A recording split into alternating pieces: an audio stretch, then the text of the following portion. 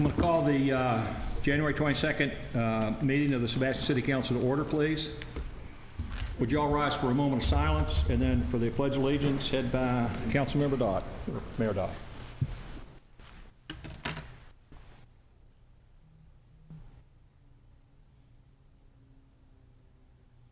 Thank you. I pledge allegiance to the flag of the United States of America and to the republic for which it stands, one nation, under God, indivisible, with liberty and justice for all. Would you do the roll call, please? Mayor Dodd. Here. Vice Mayor Motti. Present. Councilmember Gilliams. Here. Councilmember Hill will be arriving late. And Councilmember Paris. Here. Thank you. I'm sorry, what was that last one with Councilman Hill? Arriving late. He'll be arriving late. Councilman Jim Hill is arriving late. Okay, thank you. Okay, at this point in time, I'm going to recess the City Council meeting and convene a workshop. That workshop is to allow the Community Development Department to provide us an overview of their department and what they do. That'll last for approximately 1 hour. In between the time it finishes and our standard 6 o'clock meeting, I will take a recess and we'll reconvene at 6 o'clock. So the council meeting is now adjourned and we are starting a council workshop. The way I anticipate running the workshop is that the community development staff will make a presentation. After the presentation, anyone from the audience who wishes to ask questions will certainly be able to do that if they'd like. Council members will also be able to ask questions. Once again, if the council members would like to ask questions during the presentation, just let Lisa or whoever's doing at that time know, and you can ask the questions. But it would probably be simpler if we could wait till the end, unless there's something pressing that you need to ask a question about. Okay. So I'm going to turn this over to Lisa Frazier, who is the director of our Community Development Department.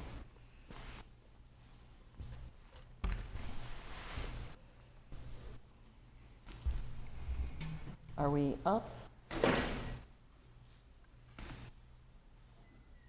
Screen? There we go. Good evening. I'm Lisa Frazier, the director of the City of Sebastian's Community Development Department. Thank you for giving us your time this evening. I'm going to provide a brief overview, excuse me, of the Community Development Department, just so you get a little flavor of what we do every day for this community. And then Dory will come up and dive deeper into the development order site planning process. So first of all, I just want to show that the Community Development Department doesn't act in its own little bubble. Is this on or should I go here? That one's on. Okay. Yeah. It doesn't act in its own little bubble. We are constantly collaborating and working with all of the other departments in the community or in the city to serve our community. Do we have to do that? My staff is made up of myself, obviously. I have a master's degree in planning from FIT, and I've also been a nationally certified planner for over 20 years. Of course, Dory Bosworth, my planning manager, she has been here for over 25 years, and if you know Dory, she is a walking encyclopedia of our land development code. Robert Loring is the new guy. He is a senior planner that we brought on board to help us through much of this work that we have going on. He brings a lot of experience and some great critical skills to our staff. Michelle Faulkner, she is our planner. Michelle runs most of all of my programs, and she is also a certified floodplain manager. Kim Hagler has her master's degree from University of Florida, go Gators, and is our environmental specialist and GIS technician. She does most all of our mapping. And Ron Paul, I know that he is actually leisure services, but we find him to be a critical, wonderful staff member, and I just wanted to give him a little shout out as our administrative support. Is there any way to just do this without going through this? I'm not sure. All right, so the Community Development Department is really, we like to divide it up into certain areas, though we all step into those different areas. Of course, we do planning and zoning, but we also are in charge of the CRA and the natural resources. Can I just do an enter? I'll just do an enter. There you go, that works. So our CRA, which is our Community Redevelopment Area, it is the area between the railroad tracks and the river. It is funded not by a special tax, but by the tax dollars that are generated in that area. They go right back into that area in order to benefit our downtown area and to build our economic development in that area. Certain economic development projects that we are currently working on are the working waterfront improvements. We just finalized mostly the Indian River Drive improvements. If you remember last year, we resurfaced, we put in the crosswalks. We are now working on our sign master plan, which is a very cool project. I'm very excited about getting that going. We also provide grants to our business owners down there, our septic to sewer, which I'm sure you just read about in the newspaper this past weekend, and also our facade, sign, and landscaping grant, which we really wish people would take more advantage of. It actually helps businesses in upgrading their signs, facade, and landscaping. We also manage the parking in lieu program, which is if a site doesn't have enough parking on site for their business and their use, they can pay into a fund that will put parking in our public right-of-ways in different areas. Oops, I'm sorry, let's go back.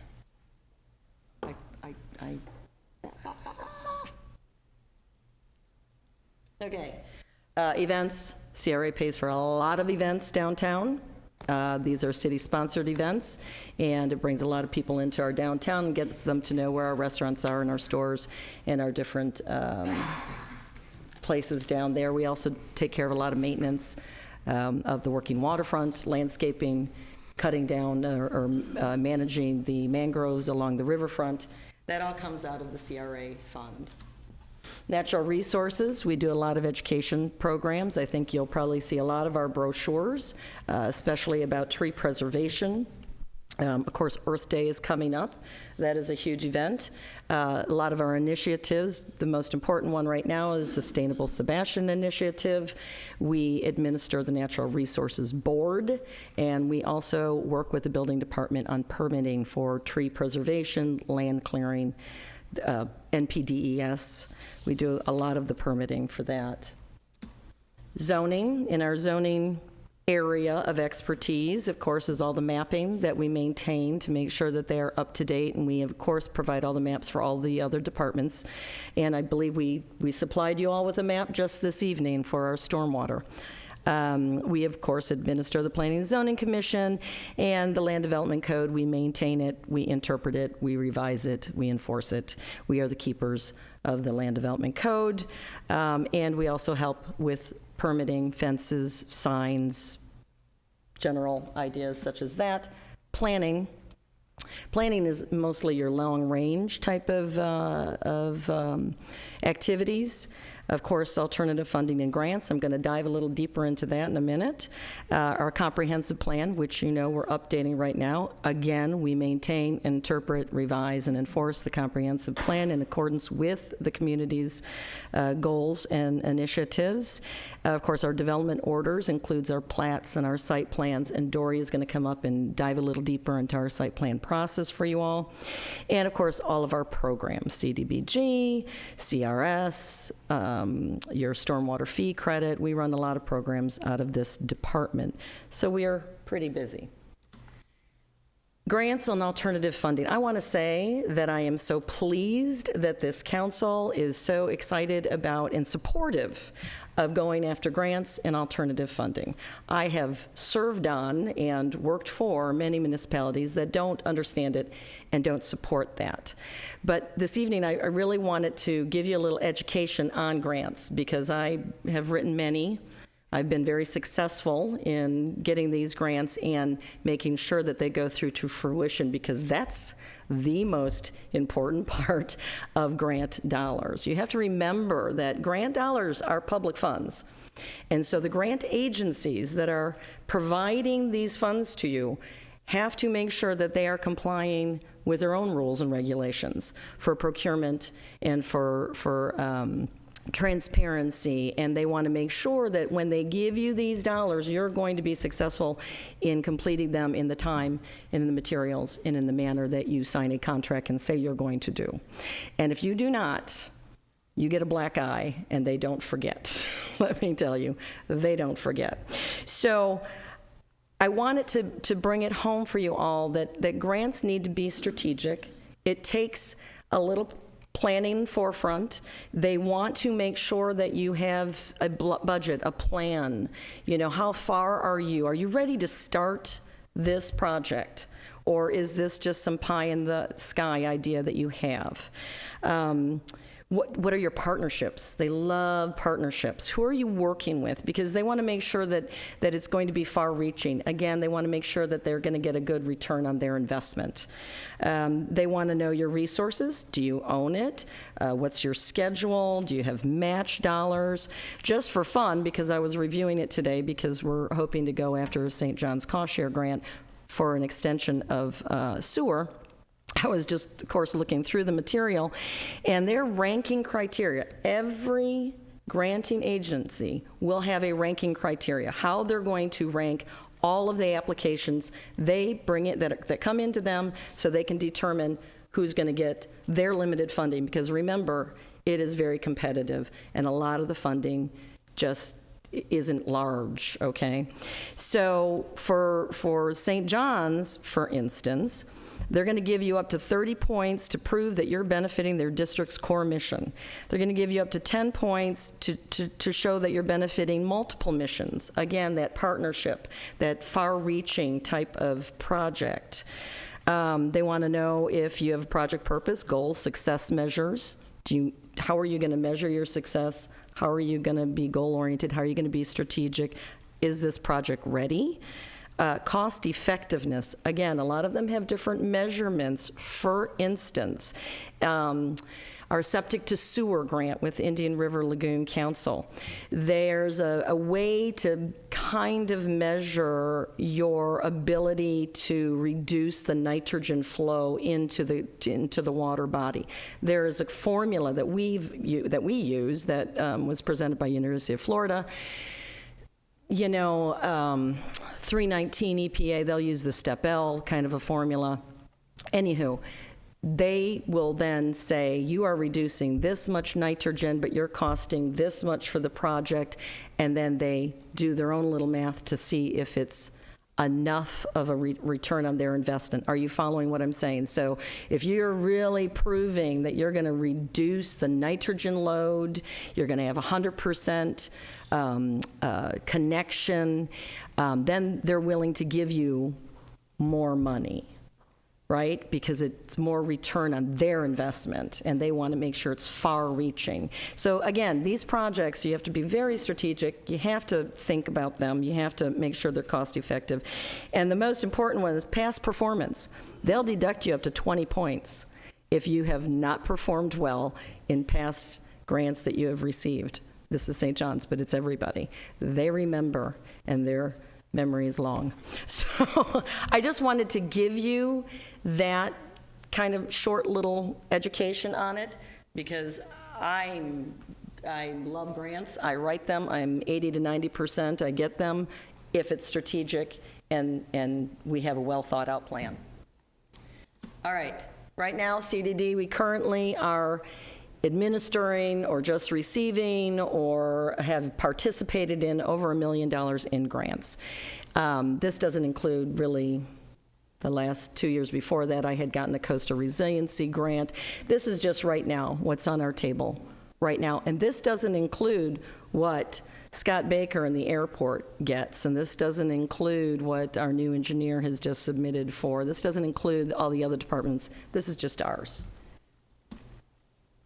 Raining again, good grief. Gravy.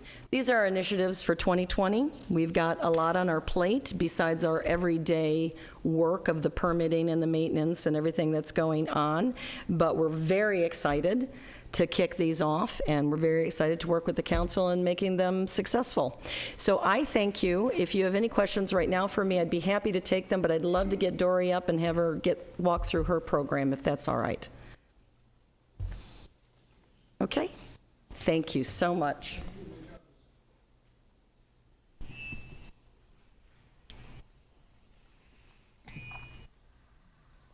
You're up. I think you can just do this enter, and it'll go, or if you're ready. Thank you, Lisa. Thank you, Council. I'm going to continue the review with more of our, detailed with our planning and zoning activities that we do. Via Tallahassee, the state, and Florida statutes, the city actually is required to adopt and amend and enforce land development regulations. There's a specific section that allows us to regulate subdivisions of land, the use of lands through our site plans.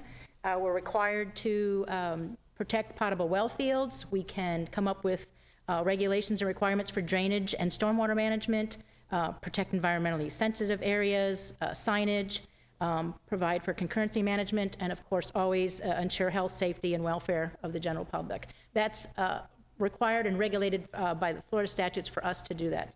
How is this implemented? How do we get that all in place? That power, that authority is manifested and implemented in the Land Development Code. That's where we put all of the requirements to regulate those land uses in our Land Development Code. Our Land Development Code is the vision and the values of the community. Any of our text amendments or any of our codes that are in there at some point, at some time, have come before City Council, Planning and Zoning Commission through a public hearing, and they're representative of the community's vision of how we're going to regulate those things in the city of Sebastian. The Community Development Department, as Lisa mentioned before, we're responsible for the administration of the Land Development Code. So our larger applications, those that require a few processes, a little bit more steps, a lot more pieces of the puzzle to put together for that type of development orders. We have site plans, modifications, and redevelopments, our subdivisions and final subdivision plats, our plan unit developments, annexation requests, comp plan and LDC amendments, and our special exceptions, conditions, and special uses and variances. More of our daily and weekly activities, excuse me. Am I hitting that? Okay, I'll be closer on this one, thank you.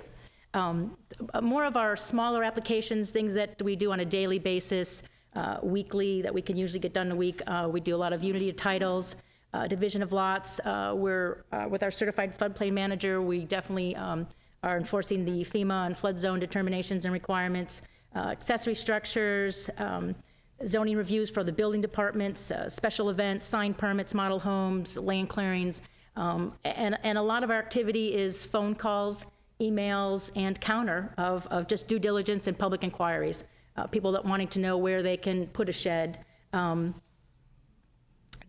business coming into town, can I come into this place? What do I do for a new sign? So those are more of our weekly and daily activities, but it keeps us very, very busy. So with subdivision, those are regulated under another Florida statute section, but also Article 19 of our Land Development Code. Clearly, as stated, subdivision is where you're taking a larger piece of property and subdividing it. Anything larger than 2 parcels, if we just take a piece of property, divide it by 2, it's going to go reviewed and administratively approved. But anything 3 lots or more will need to go through a subdivision process. That is, we can do that for a residential subdivision, commercial subdivision, PUDs where we have mixed uses. And there's a process that we do that this is where we can review for ensuring adequate infrastructure, ingress, egress, utilities, make sure the lots are per zoning code size, traffic and pedestrian safety. We also can look at a piece of property, how it's subdivided with regards to the environmental attributes for that property, saving particular areas of environmental that can become a park or recreation, wetlands, things like that. Our other processes are site plans, taking whether it's an existing site or raw land that we are now going to create something on that. Our site plans are regulated by Article 18.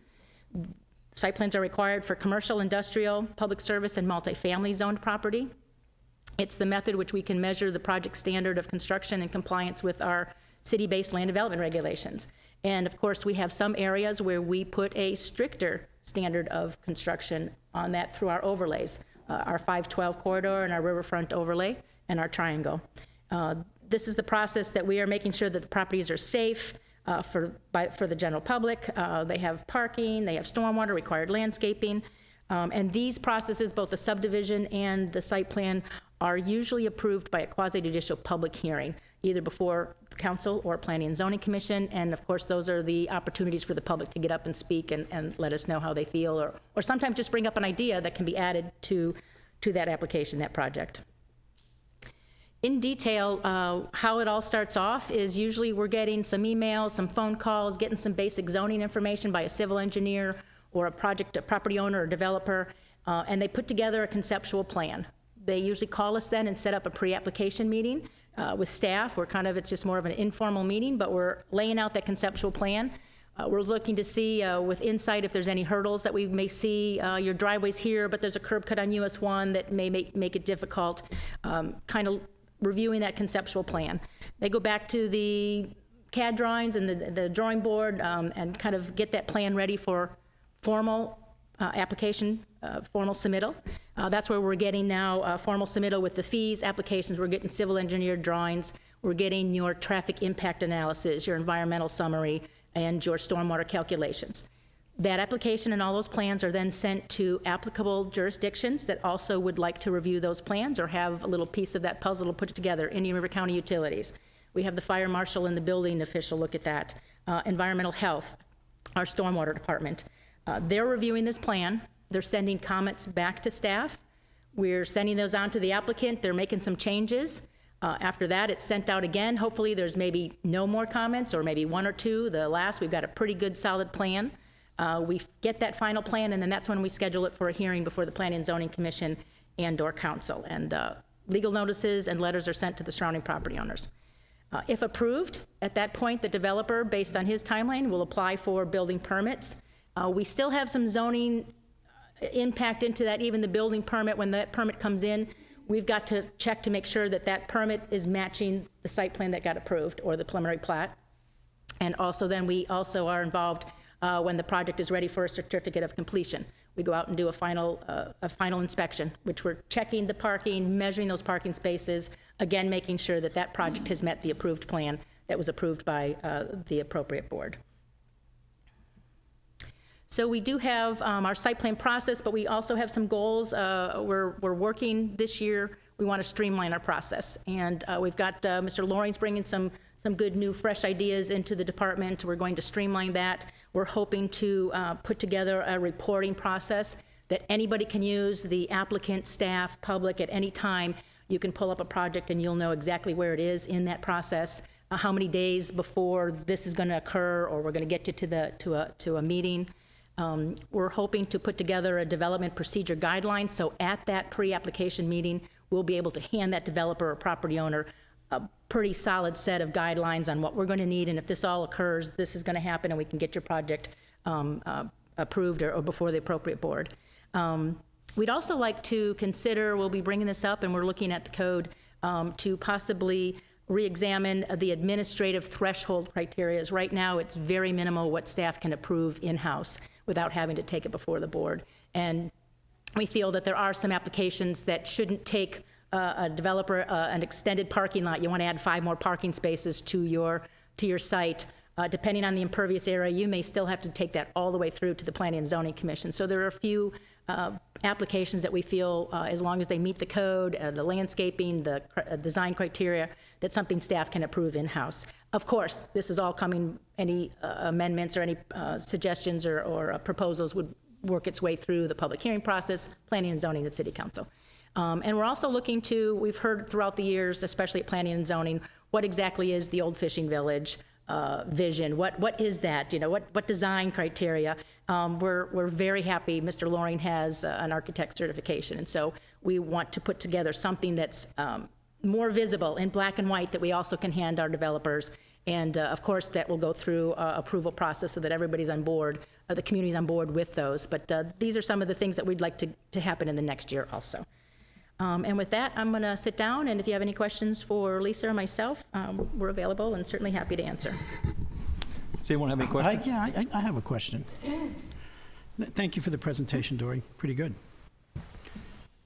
Tell me about subdivisions that get started and then they never get completed due to the economy. They're kind of like called zombie subdivisions. Do we have any of those on the books, and what do you do with those? So the current code allows you to bond. So you get your preliminary plat, we take it through the process, how many lots are going to be, how they're, the width and all of that, where the roads are going to be. The next step after that preliminary plat approval is your subdivision construction drawings. What's currently in our code, the developer puts together his financing, he gets in there, he land clears, he starts, as long as he has a St. John's and has all of those jurisdictional permits in place, and he can begin that subdivision. At this point, he has the option that he can he can final plat that subdivision so that he can get that miler put together, recorded at the courthouse.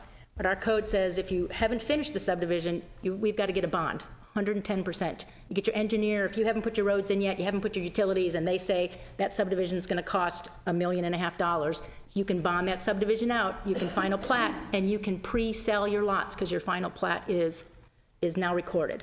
However, our code, and it may be something that we want to look at, does not require any type of construction or performance bond while you're constructing the subdivision. You just get your permits and you go ahead and land clearing permits and you get in there. So some of the subdivisions kind of fell apart, financially went under after they had started construction. The city had no bond or any means or reasons to go in there to either finish it. However, I don't know if we want to finish it because until they final plat, it's still just in that developer's name. It may have 100 lots, but right until they final plat, it's just in one developer's name. And I don't know if the city wants to go in there and finish that subdivision for that property owner. How long is the permit good for? 18 months. 18 months. Do we And then have after- one of those in the city? Close to Orchid Island. A subdivision that hasn't been completed? Yeah. Not any that have, they're currently working on the, next to the library is a one-lot commercial subdivision. Yeah, but that's Came not- through. that's not in that. There was a subdivision on County Road 512 called River Oaks Preserve, and they cleared, but they didn't get any utilities in or any roads or anything. They were not finished, but I can't think of any other subdivision that started and wasn't finished. Is that in the city, though, the one on 512? Yes, excuse me, 510, if I said 510. 510, yes. Okay. So we don't have any that are sitting out there that the permit expired and they haven't been platted and... Correct. But The preliminary plat expires, so like River Oaks Preserve, they did clear, preliminary plat expired in 18 months.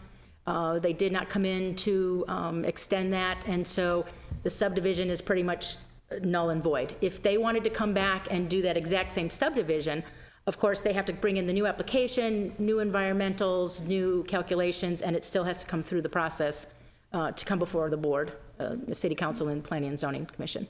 So if they started with clearing and they started with laying everything out, but recession hits and permit expires, Yes. and then what do we do with the enforcement of that property then after that? So I think once it's cleared, we can use the nuisance code with regards to vegetation being over 10 inches, but I don't think there's anything that we can enforce the subdivision to get done. Just a nuisance code, Yes, 10 inches? yes. On your site plans, now, I know at one time we didn't have an engineer on staff, and site plans would come through by other engineers for the applicant. Who would sign off on the site plans if you didn't have an engineer on staff? How would you work that? So the city has, at the time without the city engineer, there were some consulting engineers that went through the procurement method, and I believe there was 3 of them. And so they were, through their contract, we would send out those site plans for them to review as consulting city engineer services. And you they've, didn't find that to be a conflict of interest? These are engineers that submit site plans to the city on behalf of applicants? No conflict? it was, with the rotation of those engineers, it was usually, we tried to get it so that there wasn't any conflict, had no, they had no connection to that project. But that's what we, Refresh my memory about site plans that expire, and they just sit So site plans are, are you talking about on property, No. vacant property? Well, a site plan that got started, you did the entire utilities, the stormwater, the landscaping, you went through all the hurdles, and you started, and it just, the economy fell out, and it's just sitting there. So the developer would have an opportunity to come in and extend the site plan for 12 months. I know in the recession in 2008 and 9, there were some Senate bills and House bills that allowed you to, even if our code said you can only have one-time extension, there was at least 3 or 4 of those. But if that was to occur now, again, they could extend it for 12 months. There's a fee you have to pay. I'm sure we would look at each one, what the circumstances were.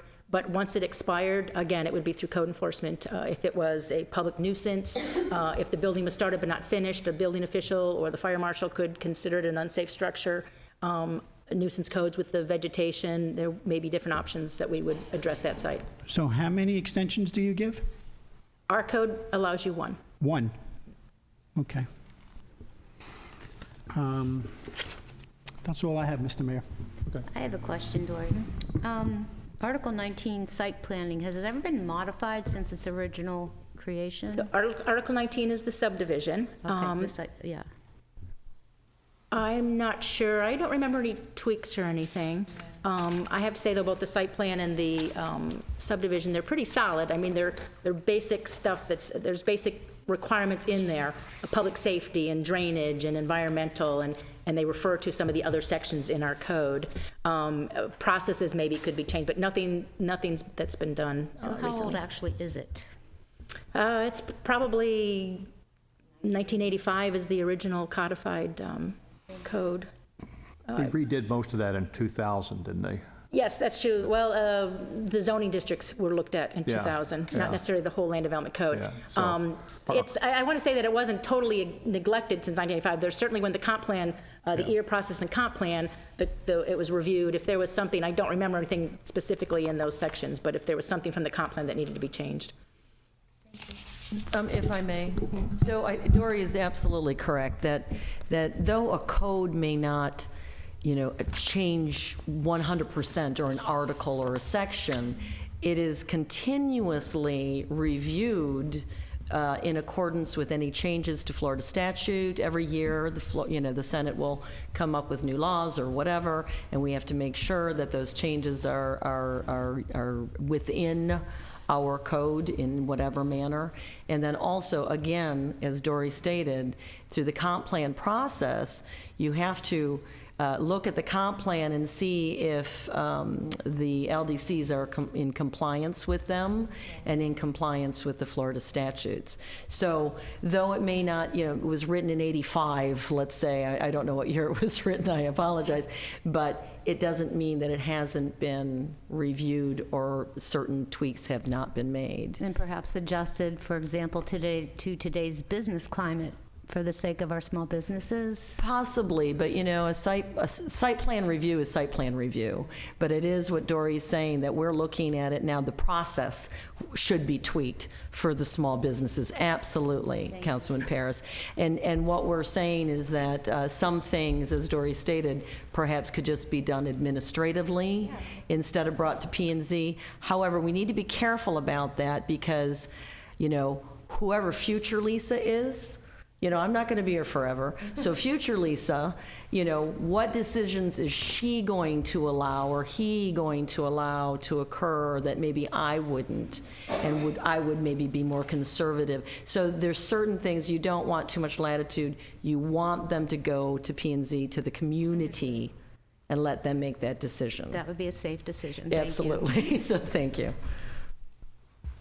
You want another one? Charles, Vice Mayor Malta, you have any questions? I have no questions at this time. Dory, many years ago, a friend of mine had a business that he wanted to run a fishing fleet boats off his dock. And he just had a dock there, but the city indicated that he needed a site plan for people to park their cars before they got on the boat. That's a requirement, right? Pretty much every use or any type of business endeavor is going to require parking. Yeah, because that's what he told me. He said that the city required him to do a full site plan, drainage, landscaping, parking, all of the above, and that's required Yes, under your code, our code, right? yes. Thank you.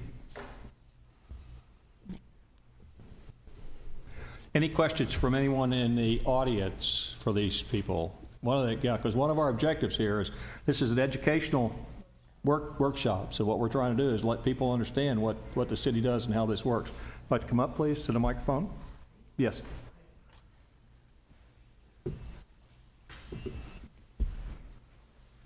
Hello. My name is Margaret Hasmanis. I am here in Sebastian for about 3 years. I love this little town. My blood pressure's dropped like 10 points since I've been here. So I have questions.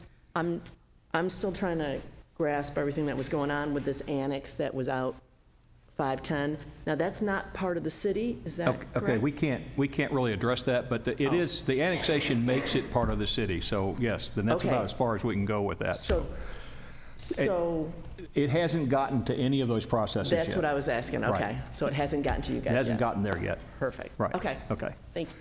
thank you. Does anyone else have questions they'd like to ask? Mr. Mayor, Yes. I'd like to comment. Ma'am? Ma'am? Would you come on back up for a second? So when he says that it hasn't really been processed, the annexation did come to our community. It has been approved. Yes. Yeah, there is a land designation that's been assigned to that parcel. It is going to the Economic Development Council, correct, Mrs. Fisher? I mean, Lisa? Councilmember Gilliams, we're Well, under I court just order. want- I just- Councilmember Gilliams, I we're under court order not to discuss that. I am And not I'm asking discussing you- the I'm asking you to litigation. suspend, please. I am not discussing the I'm asking you litigation. to suspend, please. We're under court order not to discuss that. I'm not discussing strategy, sir. It I'm doesn't explaining matter. to the We're under young court order. lady. Thank you, ma'am.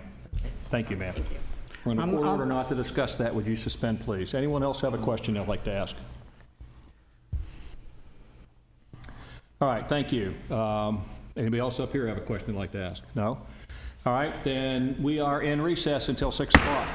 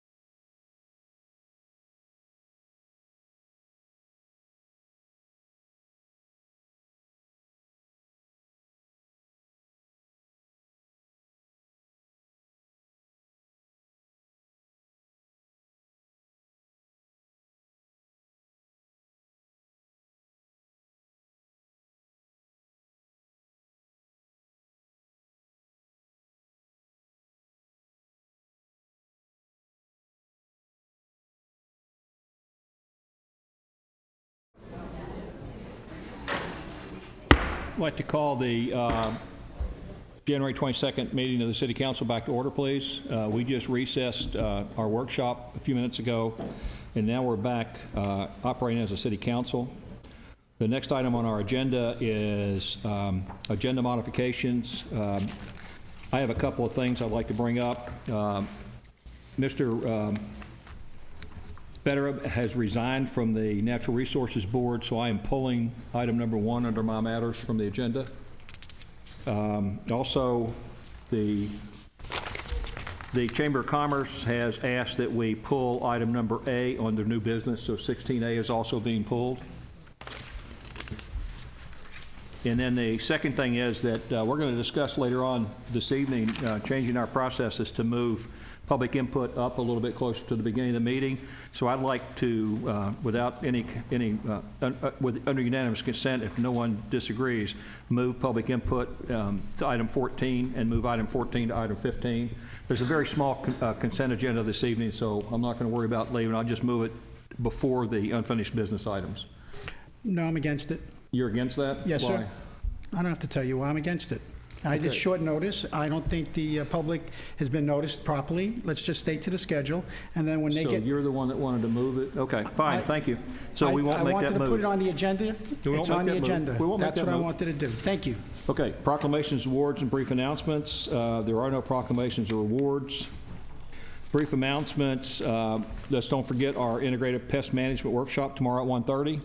I've seen a lot of advertising on that. Someone actually put a flyer on my door, which is a good thing. And so we're looking to have a lot of people in to talk about that. Rhythm on the River in Riverview Park on the 7th from 5:30 to 8 p.m. Sunday, February the 8th and 9th, the Craft Club of Sebastian is having a Craft Club sale from 10 to 3 p.m. February the 8th, the Fort Chaplain ceremony at Veterans Memorial Park at 3 p.m. If you're not familiar with that, it's a ceremony related to the Fort Chaplains who gave up their lives so 4 other service people could survive the shipwreck. And then on Wednesday, February the 12th, the Municipal Budget Process Workshop is at 5 p.m. That's before our next meeting. That's for people who want to learn a little bit more about how the budget process works, if you'd like to do that. Okay. Now I'm going to adjourn the City Council meeting and open the CRA meeting. We have item A is approval of minutes from our November 20 meeting. Do I have a motion on the minutes? Motion. Do I have a second? Second. All in favor signify by saying aye. Aye. Okay. We have 3 septic to sewer grant programs. City Manager, would you like to present those? Yes, Mr. Mayor, members of council, this is a program that is a joint program between us and Indian River Lagoon Council, who also provided us the grant to help these funds. We'd ask council to consider each one of these individually, as there's some nuances to them, and I'll have Ms. Frazier go through. Number 1, if you would consider it. Oh, I'm sorry. I'd be happy to. This is a property that exists 805 Indian River Drive. They want to abandon their existing septic tank and connect to the existing sewer. They have provided all of the documentation as far as what the estimated project cost will be. And what we typically do is we say that we will pay up to 75% of those costs. This is it's connecting to an existing lift station, and so we are recommending that the total grant, that the award amount be 75% of their cost, which is going to be $4,834. But please remember that this is a reimbursement grant. So once they finish the whole project, they then need to submit to us all of their final invoicing, and then we'll pay them what the final invoicing is in accordance with our grant document. So what we give you is an estimate. Thank you. Any questions? Buddy? Yeah, Mr. Mayor. Lisa, so Yes. that people at home that are watching on TV understand what we're doing here, for the people that may qualify for this type of grant money. Can you just read the background information and then the second paragraph after that, just into the record, so they get a better understanding of what's going on? For this particular request, Yes. sir, or the grant Yeah, itself? no, for this particular one right here. It says, in accordance with the septic to sewer grant program. Can you read that into the record? Yes, sir. Thank you. In accordance with the Septic to Sewer Grant Program, the property owners at 805 Indian River Drive have submitted a grant application for the parcel located within the CRA district. The applicant will be removing a septic system connecting to the Indian River County's wastewater sanitary system. The property owners have unified the property with 803 Indian River Drive, where an existing lift station was installed and services the site. They now would like to remove the septic tank located at 805 and tie into the existing lift station. A complete grant application has been provided, including a copy of the deeds, proof of taxes paid, and applicable invoices. Great, thank you so much. And then if you can go on to the second paragraph there after 805 Indian River Drive. Sure. If approved, award amounts are based on connection types at a 25-75% cost share. The city will pay up to 75%. Properties with septic systems with connection to available pressurized main sanitary sewer, those are those that require lift stations, will receive award amounts not to exceed $10,000 based on the applicant's invoice from Meeks Plumbing, Inc., whose job costs are $2,250, and the invoice from the Indian River County Utilities Department for $4,196. The maximum grant that can be awarded is $4,834.50. Thank you so much. Just, it gives people at home an opportunity to just understand the process and how it works its way through. Thank you. Thank you. Any other questions? Do I have a motion? Motion to approve? Do I have a second? Second. All in favor signify by saying aye. Aye. Aye. Motion passes 5-1. Item number 2, please, city staff. So, Mr. Mayor, this is similar. It's a septic to sewer conversion to remove septic tanks off the system. One thing I'd like to add to this conversation, if I may, the county where the gravity sewer systems have been put in up until April have agreed to waive the ERU fees. So anybody in the CRA that hasn't attached to that gravity sewer, you need to get these applications in to help offset those costs. The city reached out to the Indian River Lagoon, and the council approved funds to make this happen. So we all talk about septic to sewer, understand that those additional cost savings are going to go away. So with that, we'd ask you to consider Rebecca Hoke's single-family residence, 1724 Central Avenue, a grant of $1,980. And then Ms. Fraser's here to answer any specific questions. Any questions? I move approval. Second? All in favor signify by saying aye. Aye. Aye. Aye. Motion passes 5-0. Yes. And number 3.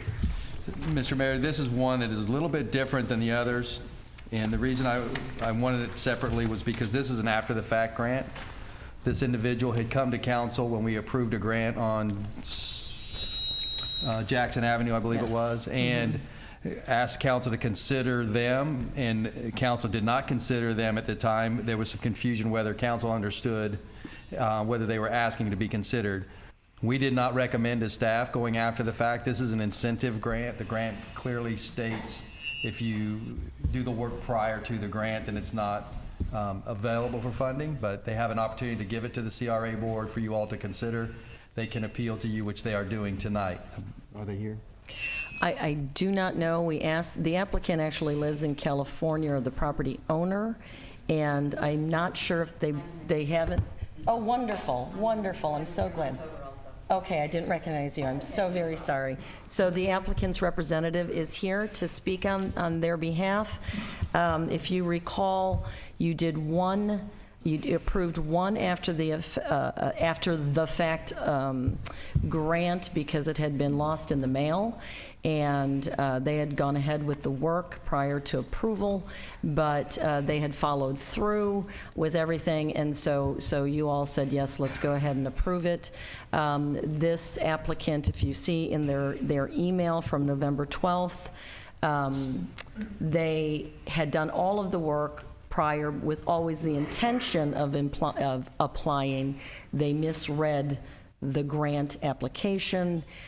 They then submitted it months after the job was completed. However, their intention was always to seek this grant, and I'm sure the applicant's representative would explain further. Would you like to come forward? Feedback. My name is Nancy B. and I'm representing Tom Berry at 6. Yeah, if you would, don't lean on that podium because it turns that mic off. Okay, sorry. My name is Nancy B. and I'm representing Tom Berry at 1620 North Central Avenue. And he was, I think, one of the first people that hooked up to the sewer. And he has talked to many people. You know, he lives in California. He spoke with many people, and no one gave him any of this information. He did not receive the grant application, so he didn't see on the grant application what he was supposed to do, but he did everything that he was supposed to do and thought he was doing the right thing. So I came in October, explained this all to you, and you all accepted it. He went and put all of his information in, and you denied it, or the grant was denied. So I'm just here representing him. If there's any other questions, I might be able to answer. Any questions? Yeah, actually, I have a question. When was the actual work done? Oh, do you have that information? Thanks. Sorry, I just turned it off. I believe it was done by about May, and then they put the grant in September. In July, our hookup was completed. I knew it was in the summer. That's about right. Yeah. Yes, and then they came back in September and asked Michelle for the grant application, which she gave, of course, not understanding it had already been completed. Again, and I'm sorry, Ms. V? Yes, that's I'm fine. so sorry. Yeah, that's okay. When she showed up in October, we were discussing another after-the-fact grant, which you all had supported at the time, and I think there was a miscommunication that this grant was being considered too, and it wasn't on there. It was never denied. It just was never approved. And so in accordance with all of our regulations, anyone who wants to, has the right as a citizen to bring before this council for a final judgment, if you will, on any type of permit or grant application or any kind of application that they disagree with. And so this gentleman wanted to continue to pursue this request, and we said, absolutely, we'll bring it forward to you and get the council's final decision on it. So you have all of the information in front of you. All right, thank you. So you say that he had intended on applying for the grant prior to doing the work? Yes, yes. So And he he was knew aware- all about the grant. He just didn't know he had to apply for it before he did the work. And he completed the work before applying for the grant. So all the work was done? But he spoke with, his emails are like with Jesse Rowland. He spoke with many people, and no one told him that was the process that had to be done. And he did So- this throughout the entire process of the construction? Right, Had he he had- ever mentioned the grant in any of those emails? No, he knew about the grant. He knew that there was grant, but he didn't know he had to apply for the grant before the work was completed.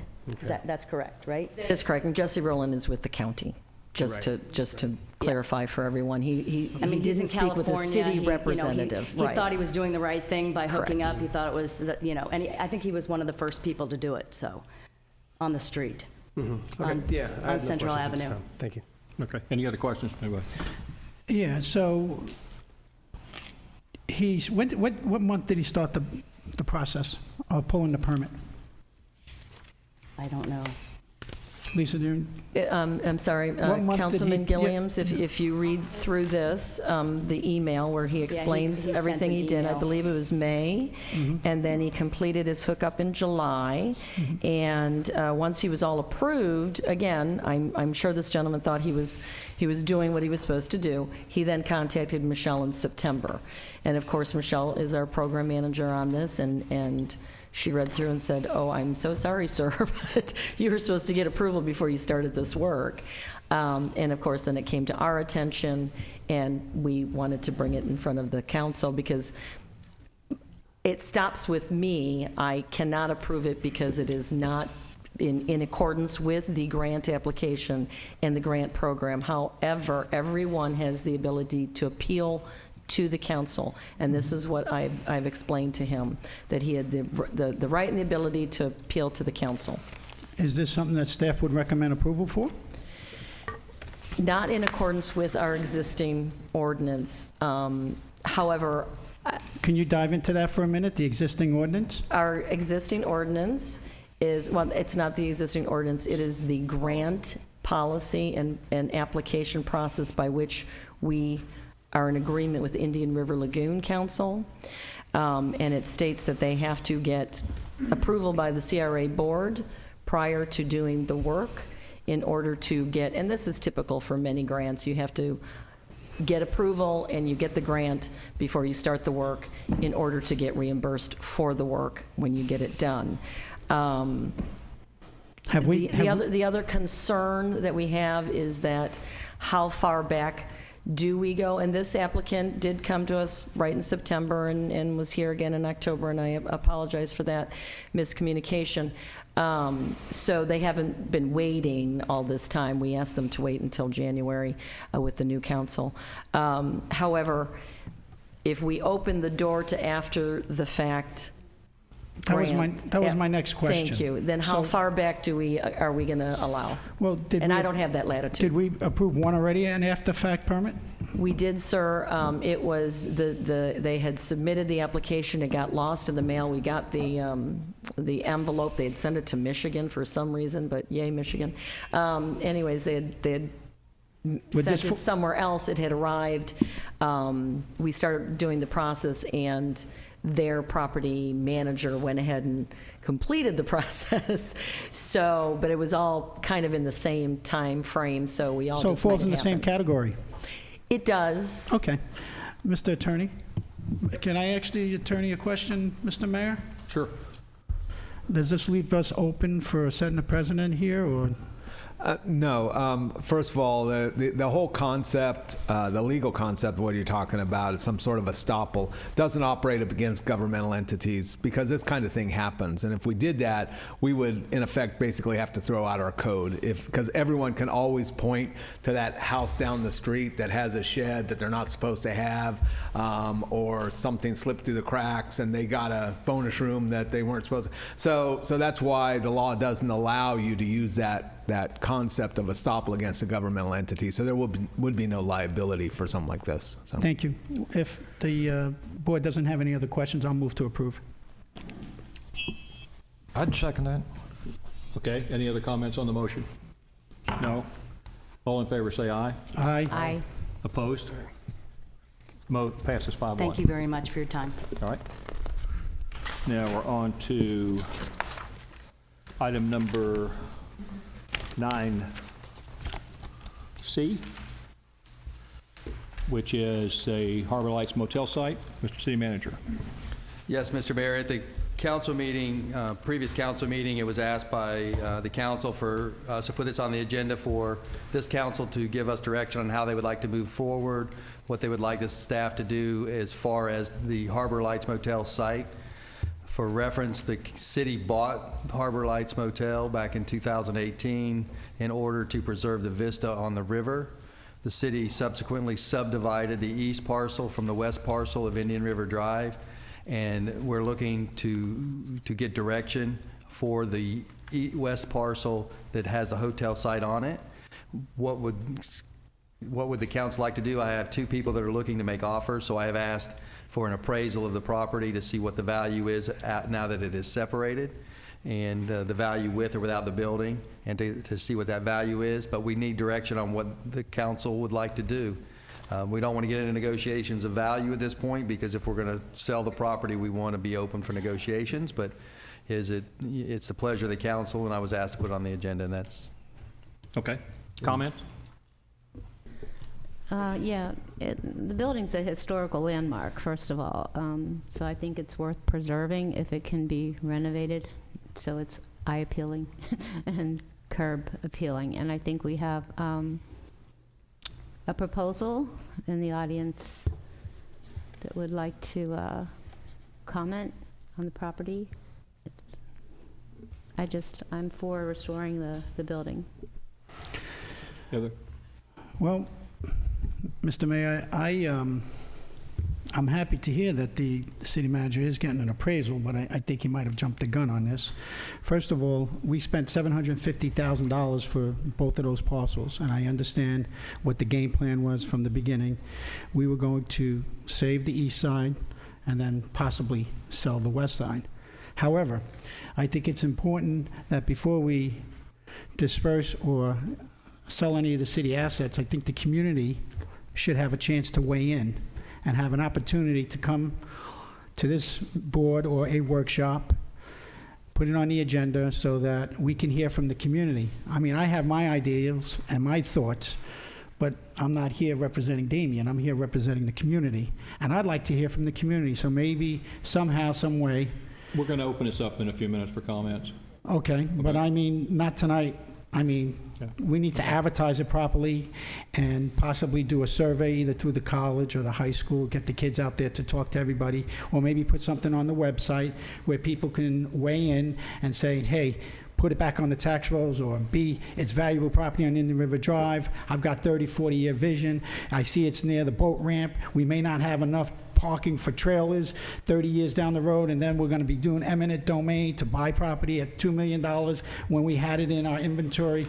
So I want to hear from the community before we do anything on the piece of property. Now, I understand there are some buyers out there. They can just sit tight and wait until the community weighs in, Mr. Mayor. Thank you. Any other comments? Well, I'll just say that the reason we bought that property was to protect the land on the east side, and the whole idea was to buy that land, separate it, and then to determine what we're going to do with the property on the west side. I think that it would be very important to get the property's assessed land values so that we can have a good idea of what we're doing. It's actually on the agenda tonight. Yes. It's advertised on the agenda tonight, so it's like here, Damien, it's right in front of you, so if you want to discuss it, it's right there. And it was advertised, it's part of the agenda. So I quite frankly believe that this property is a valuable piece of property. I think that it could be conjoined with some other properties down there along the riverfront. I think we need to get the value of it before we go forward with it. Even if we're going to keep it in the city, we need to know what that piece by itself is worth, what it's worth with the building, what it's worth without the building. And, you know, I think once we have that information, then we can make good plans for it. I'd like to see it as it is right now, go back on the tax rolls. I'd like to see some business go down there.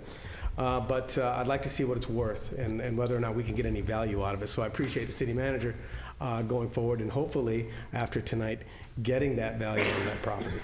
Okay. Vice Mayor Malte. Personally, I'd like to see the property preserved. It's on. It's on. Okay. The original intent was to preserve the property for the vista, but I think Councilman Gilliam has a good point. That land may be needed in the future for parking or whatever. So let's find out what the property is worth, but let's consider what the needs of the city will be in the future on this. Okay, thank you. All right, and before I open this up to the public, I'll kind of share my thoughts too. That way the public can hear that. I'm looking at this for a long-term project. This piece of property is, to me, it's a very long-term positive asset for the city. We also own the piece of property that's adjacent to it that the Chamber of Commerce is currently using. So if we combine the west side, the east side, the Chamber of Commerce building, and the Main Street boat ramp, we have a very attractive piece of property down there that could be used in the future as we need to support more services, particularly park services, aquatic type services on the river. No matter what happens in the future, it's not at all possible for us to consider the fact that we're not going to have more people want to use our riverfront and want to launch boats and want to do the things that we do on the riverfront. So I see this as a great potential park. And in the long run, I see it as a great advantage for us to own that property. As to whether we were to remove the building or not, I think depends a lot on getting an estimate of whether there's asbestos in the building, what the cost to construct it would be, and I think to continue forward with the appraisal on the property to determine what it would be worth with or without the building. Then we have to decide. I wasn't aware it was on a National Register as a landmark. If it is on the National Register, then we have a separate issue we have to deal with. And I don't know, I wasn't aware it was on the National Register, so that's something we could check if it is. And if it's not on the National Register, then we probably have to ask ourselves what would be the cost to tear it down. And we could convert both of those pieces of property, the east and west side both, into what I call a passive park. Picnic tables, maybe some grills, things like that, some umbrellas that people can use and come down to the riverfront, and they've got a very nice park area on both sides of the river. There's good parking down there right now, so I see that as important. So, but I'm going to open this up to the public right now, and anyone from the public would like to comment on this. Come forward, please.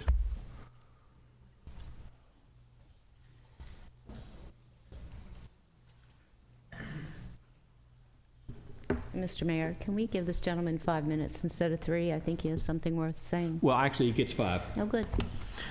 Well, I'm so glad you guys are talking about this, Mr. Mayor, Vice Mayor, and council members. I'd like to introduce myself. My name is Dan Johnson. I am the founder of Hidden Sanctuary Village. I'm going to have to stand still, but I'm being taught to become a pastor, so that's going to be very hard. So we are a domestic violence shelter that's going to serve men, women, children, and their pets, everybody that is abused. We're going to take in all victims. Hidden Sanctuary Village was birthed last April, and it's grown so much. In less than a year, we have over 175 volunteers.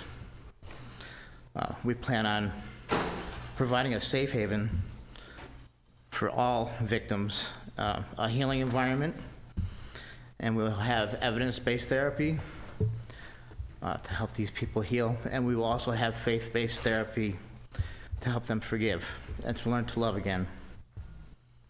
Our main campus is going to be about a 30,000 square foot campus built in Indian River County, but that's going to take millions of dollars to raise and to build. But in the meantime, there's plenty of properties out there that we can start taking in the victims. And this seems like the perfect opportunity for us to talk. We want to start getting the victims to safety right away. 1 in 4 women are being abused right now. And 1 out of every 7 men are being abused, but there's a stigma to men being abused right now. So they're too afraid or too ashamed to admit to it. But we're going to change that. So it is our understanding that there are buildings out there that the city may be able to help us with until we can build our main campus, but we'd like to keep it for the long term for a possible home, for a transition home for the abused, rather than throwing them right out into the streets. That's all I have for you. Okay. I just need to know what can happen that you guys can assist us. Okay. What you need to do, I think, the best approach for you is to provide the city manager with background information on your organization, organizational structure information, financial stuff, because he's got to then be able to put together something that he can bring to council and say, this is legitimate, this is what they can do, and is there anything we can do to help them? Yes, sir. That would be the best approach to do that. I think it would give you an opportunity to work with him on trying to put together a case. We're not going to decide tonight what to do with that building, so it would be a good opportunity for you to put together a case that we might, we can hear it and just see where it goes from there. Okay? Is that all right with you to think about that? Okay. Good. Yes, sir. Thank you. I just wanted to be heard. Thank you. Thank you. I'd like to personally comment on that. I'm familiar with his organization. It is a 501k, and they have more than the capability of renovating beautifully that structure. But I would ask Linda, I don't know, or Lisa or Paul, would this fall under protective and emergency services? Their actual business, nonprofit business, domestic violence? That would be the attorney, but if it's an emergency that they have to get in there tomorrow. Under zoning, how that particular building is zoned, waterfront residential district. Maybe it's a Dory question. Right now, I'm not sure of the exact zoning of the building. I know that, okay. We actually battled with the county for a while to get it for that the building is used for municipal purposes. But as far as access, the building is ours. Who wants to access it? I think This nonprofit. If I may, I think there's some miscommunication. The building does not have sewer or water, and it does not have central air. So to put somebody in it immediately. Well, not it's- immediately, but. Okay, in order to so renovate it for we'd this have to, purpose. we'd have to connect it to county water and sewer. What I meant about It is not emergency connected. public services was the domestic violent concept There you to go, this. there you go. I just wanted to make sure that you knew the condition of the absolutely. building, okay? Thank so- you. In any case, the city would have to have a solid proposal. We'd have to go through all the process of reviewing it and so forth to do anything with that, so. Absolutely. And I don't know for sure whether there's, I mean, that building probably, I'm guessing, probably won't pass an asbestos test. So the real issue would come there as to what we do with that at that point in time. It'll be mold. And I wouldn't, mold and asbestos, I mean, we might be doing more harm to people than good by putting them in there. I really don't know the answer to that. So, anyone else want to comment? Right there, and then you.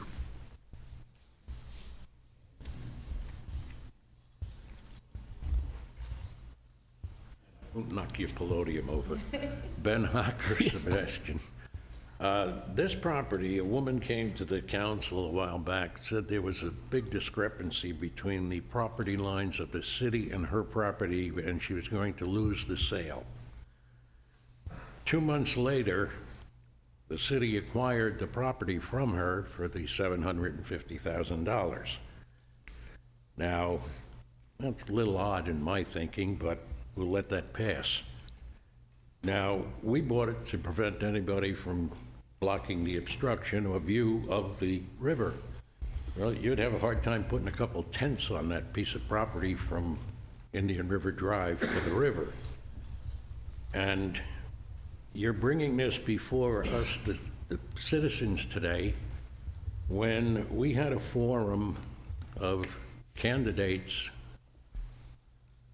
before the election, and a former council member was at that meeting, and the question was asked what was going to be done with the motel.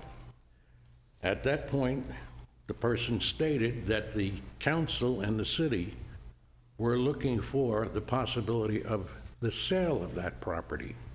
So there's been things going on prior to looking at this. Now, I know, or I feel that there's one council member who's in favor possibly of selling it, because when we decided to move the maintenance facility to the airport, that became a valuable piece of property, and it was said it'd be great for the city to sell that property.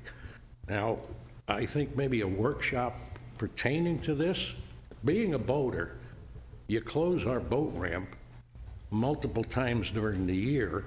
We're forced up to Main Street. There's no parking. There's nothing there available for us.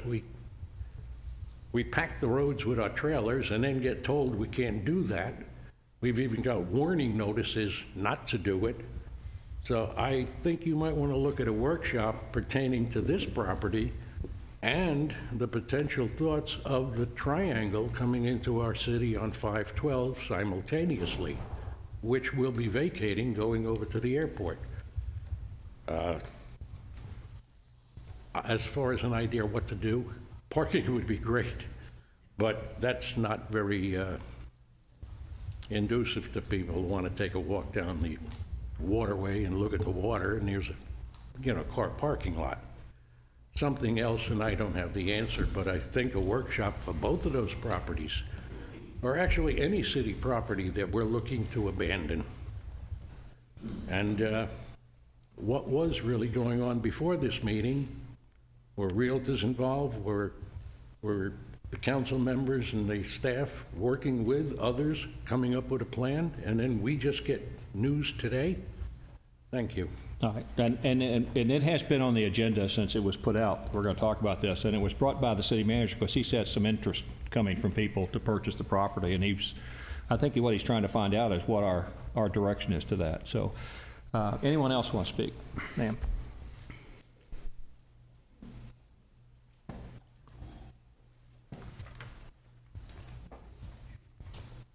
Lisa Boisvert from Sebastian Highlands.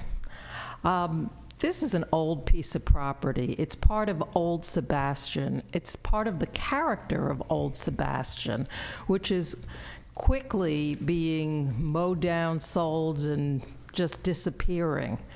It's part of the quaintness of Sebastian. We have a small little museum on Main Street of Sebastian. I'm proposing that perhaps we can make this more or less an annex of that museum. It can still be used inside, but the facade would have to be kept up to the standards of what it would have been when it was an active hotel, and just preserving the character.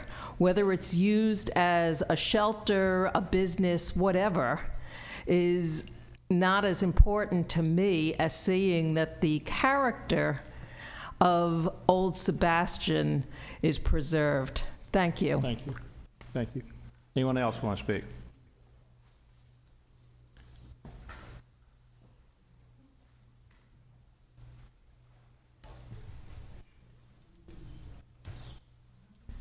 Hi, Andrea Ring. I'm on the Budget Committee. I was part in Richmond, Virginia, part of a renovation for a historic landmark, and let me tell you, it is very expensive. You have to keep it up to historical mark standards, and I just want to let you know, it's going to be expensive. Water and sewer is going to be expensive. So, just Thank you. my thoughts. All right, thank you. Anyone else? All right, seeing none. The Mayor? consensus I'm hearing is, go ahead. Yeah. First of all, Dan Johnson, thank you very much for what you do for our community with the violence, domestic violence. Just to refresh your memory, Mr. Mayor, it was under my matters I brought this up and get a consensus on the board to put this on the agenda, because I got tired of driving by there and seeing a boarded up building, and we're in a CRA district, and our job is to try to get rid of the blight, and here the city is creating the blight.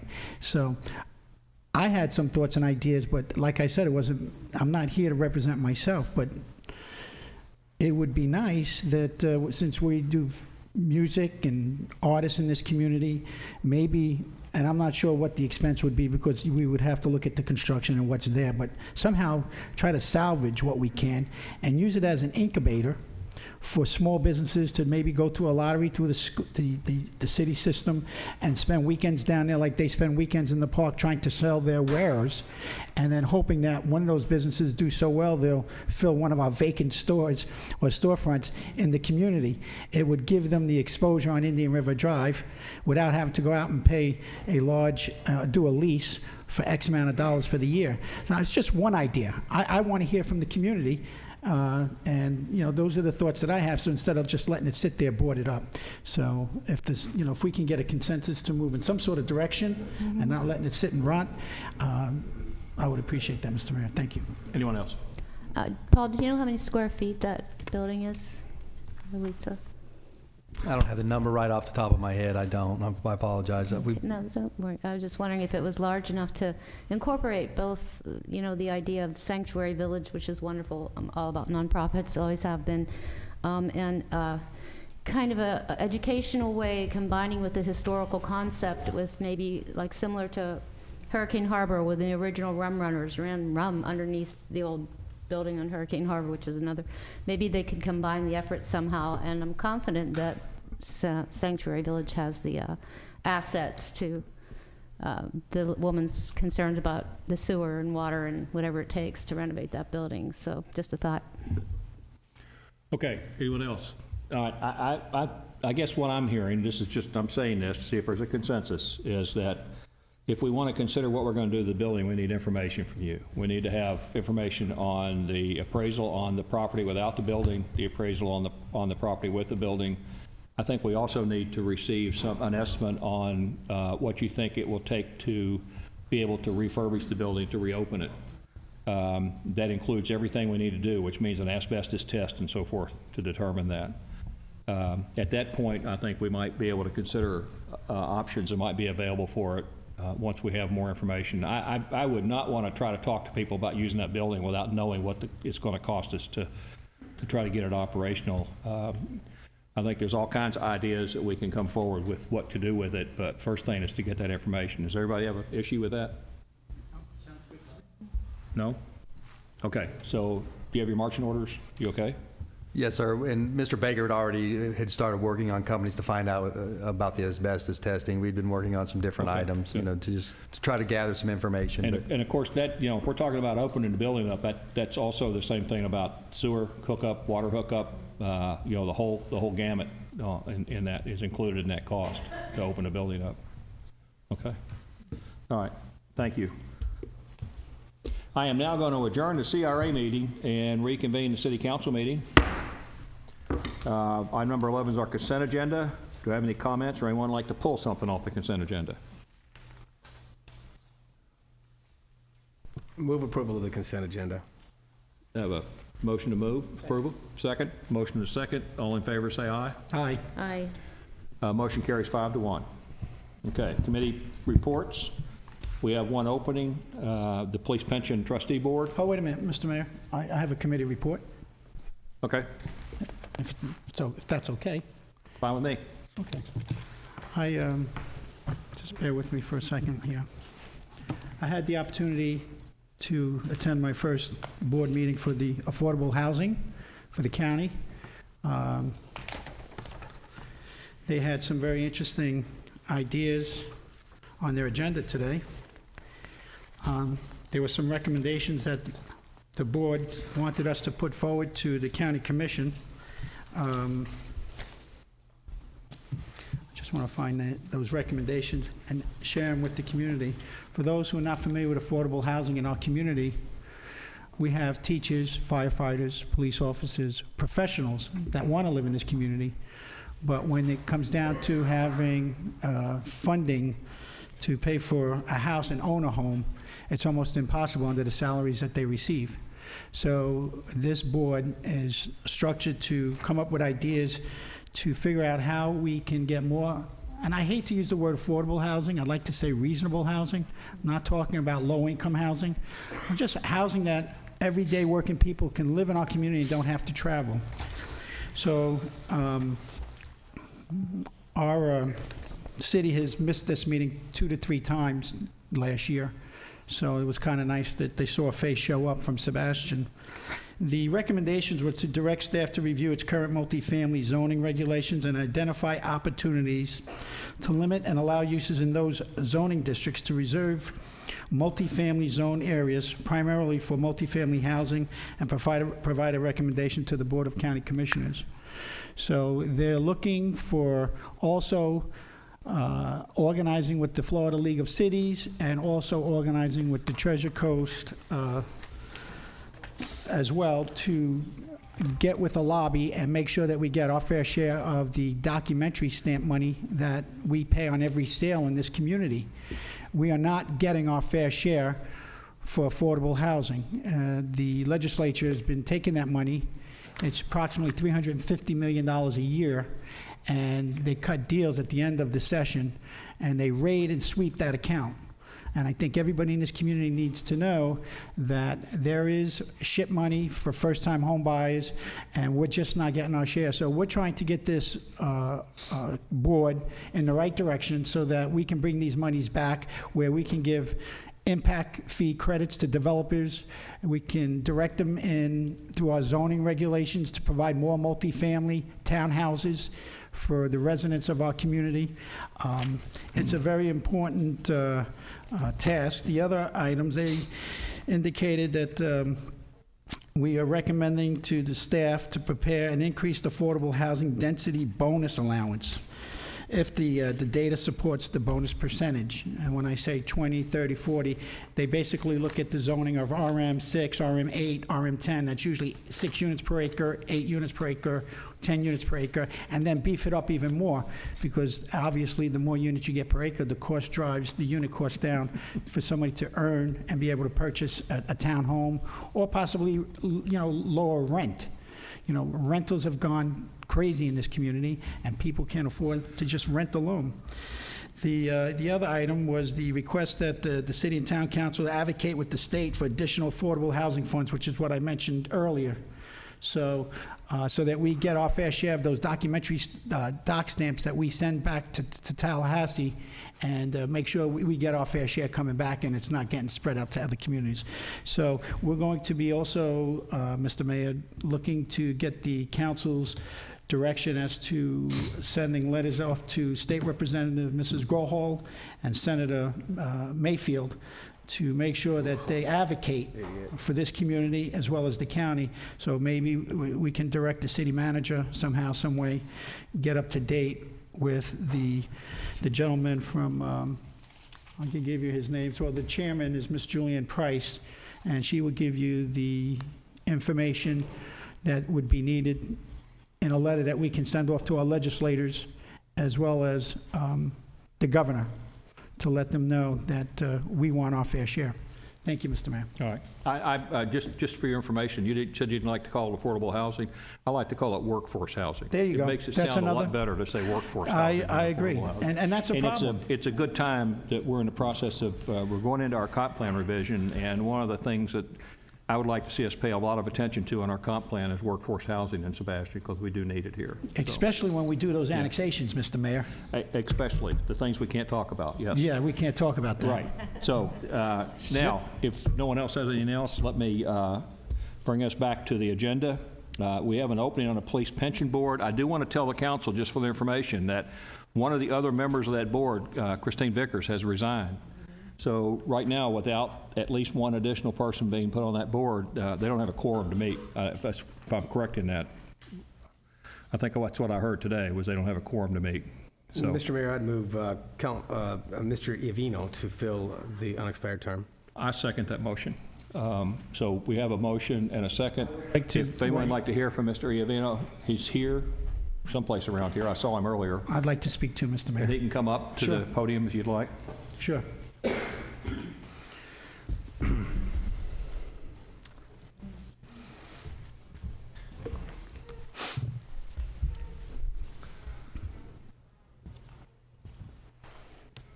Mr. Mayor, Council, how are you? Good. Questions for Mr. Iovino? Oh, okay, sure. I'm looking at the application, Mr. Iovino. It says a requirement is that you should be turning in your financial credentials. Did you do, is that here? Because I'm not seeing it. That's in Form 1. That happens after he's appointed. The Form 1 has to be filled out and sent to the elections office. That's not part of the application process. The city clerk can verify that. Can I have the attorney weigh in on that, please? Yeah. Yeah, as far as financial disclosures, it's a little bit different. Well, actually, it's a lot different than when you're running for public office. For appointed officials, certain positions fall under the financial disclosure. Police pension board's one of them, but that would be the filing that he has to do annually and upon leaving the board. Yeah. So it doesn't need to be included with the application process. So it The needs to be. supervisor of elections will send him that form at the appropriate time, and then he's I got- think I heard a city attorney said it needs to be part of the application process, or it does not? No, it does not. It does not need to be. And it would apply also to like your city attorney candidate, city manager. We have to file an annual form too, but it doesn't have to be part of the application.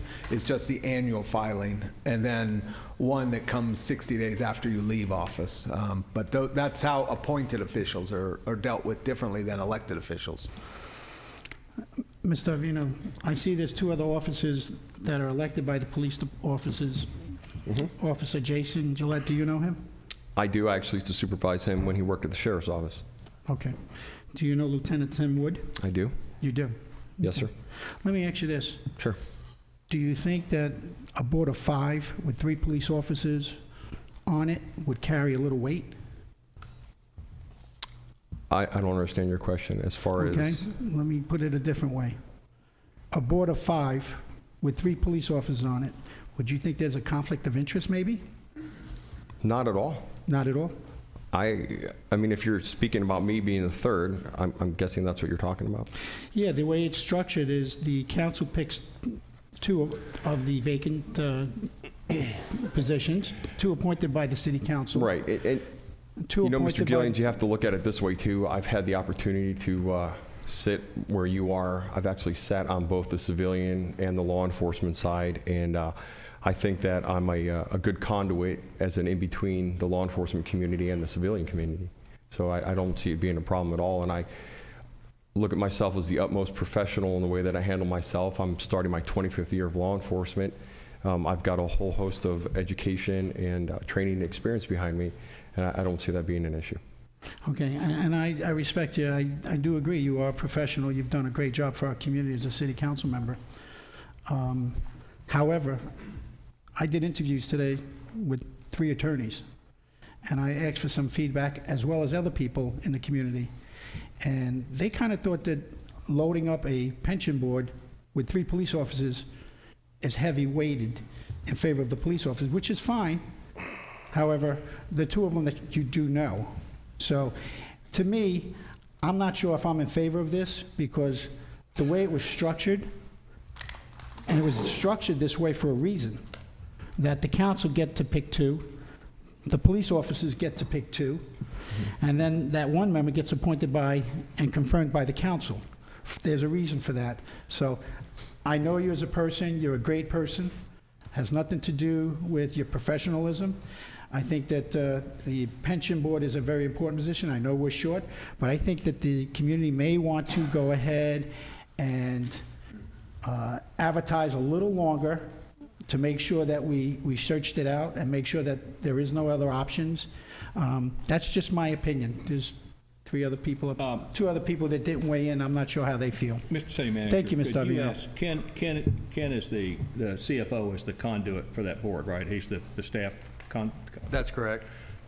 I would like to have him kind of talk for a second, because I'd just like to ask if he would talk about what the board does in relation to the professional managers who actually manage the funds, as opposed to the board itself, what they do. Absolutely. Okay. Yes, sir. The pension board members actually look to the interest of the police officers. When we sit on that board, I'm not a member, but as the board sits there, they are charged by the pension board attorney, and she reminds us all that they are there to protect the interest of, as a trustee, of the participants in the pension plan. So they stand between the professional manager of the pension fund and the police officers to represent the police officers' interest in that relationship. Is that a correct statement? Yes. Okay. So that's where I don't see any conflict of interest with this gentleman being a police officer, because in reality, they're not trying to represent the city. This isn't a union negotiating body. This is they're representing they're representing the people who belong to the pension fund as they negotiate with the individual who manages that pension fund, which is not a city employee. It's an outside entity, correct? That's right. It's all contractual. The people that manage the money and consult with us on whether those managers are doing their job. It's all advisory to the board members, and the board members are there as watchdogs to make sure they are performing in the best interest of the membership. Okay. And so that's the reason I don't necessarily just agree with what Councilmember Gilliams was saying, because I think that in reality, the board's goal is to protect the pensioners, not the city. The city protects itself from, I'll say, possible harm with the police department through their union negotiations. So, I mean, that's how the city negotiates that process that way. As far as the pension fund board is concerned, they're there to protect the pensioners, the people who belong to that pension plan, from that. So I don't necessarily see where that's a conflict of interest. So I just wanted to bring that up and try to clarify that if I could. Does anyone else have any comments? Just so you know, in the Board of Trustees, Section 58.48, they're pretty much acting as the board is hereby designated as the plan administrator. Yes. Okay. And they're administering the plan. This is the interesting concept you have to realize here. You're thinking, I believe, that they're administering the plan for the city. They're administering the plan for the people who belong to the pension fund. I understand that. I understand. Okay. So to have someone, I mean, I've known this gentleman. He's been on the council. He's very has a great amount of integrity, and so I think would do a great job at representing the pensioners Thank you, Mr. Mayor. on that Mr. Mayor, fund. I'm not So, denying that, but let me Okay. just finish here on the number C, okay? Yeah. Says each trustee shall be entitled to one vote on the board. 3 affirmative votes shall be necessary for any decisions by the trustees at any meeting of the board. Yeah, Okay. yeah, So- 3 out of 5. Yeah, so that's why I'm saying when it was set up, 2 from the council, 2 from the police department, and the 5th one there by the board. Yeah. So once again, I So go I back to the think- fact that what they're representing, what this board members are representing, are the people who are members of that pension plan, who happen to be police officers, against the, as it relates to that plan. So I don't necessarily see that. Can I ask the financial director a question? So if this pension plan goes south because of the bad investments that they make, right? Is that possible in the market? Who makes up the difference? The city underwrites the plan. So Okay, yes, so if the market city is bad or underwrites there the are plan. lots- So if they advise their manager to invest in A, B, and C, right? And the market goes south, and the pension plan drops, who makes up the difference? The city is obligated. City is obligated. Okay, I rest my case. All right. We have a motion and a second. Would you do a roll call, please? Could you repeat the motion in the second? The motion is that we appoint Mr. Iavino to the pension board. Councilmember Paris, Aye. Mayor Dodd, Yes. Vice Mayor Marty, Councilmember Gilliams, No. and Councilmember Hill. Yes. All right. You're appointed to the pension board. Thank you. Thank you, Mr. Mayor. Thank you, Council. And then I'm sure you'll advertise for the new opening on that, correct? Okay, thank you. Now we're into unfinished business. Rest my case. Item number A, I have a proposal I'd like to make to the council. To simplify this, I'd like to take a straw vote, which would be a roll call by the city clerk, and let each council member at that point in time identify who their selected candidate is. If we get 3 votes for one candidate, then we've selected a new attorney. If we don't, then we'll take another vote, but prior to that vote, we'll open it up for comments by council members. I would ask, of course, when we open it up for comments, that you keep your comments as brief as possible. If, in fact, we get through 3 votes and don't select a candidate, then I would propose other motions other than selecting a candidate. Is there any problems with that process? Nope. No? Okay. City Clerk, I'm going to ask you to call the roll and have each person identify their selected candidate. Okay, Vice Mayor Marty,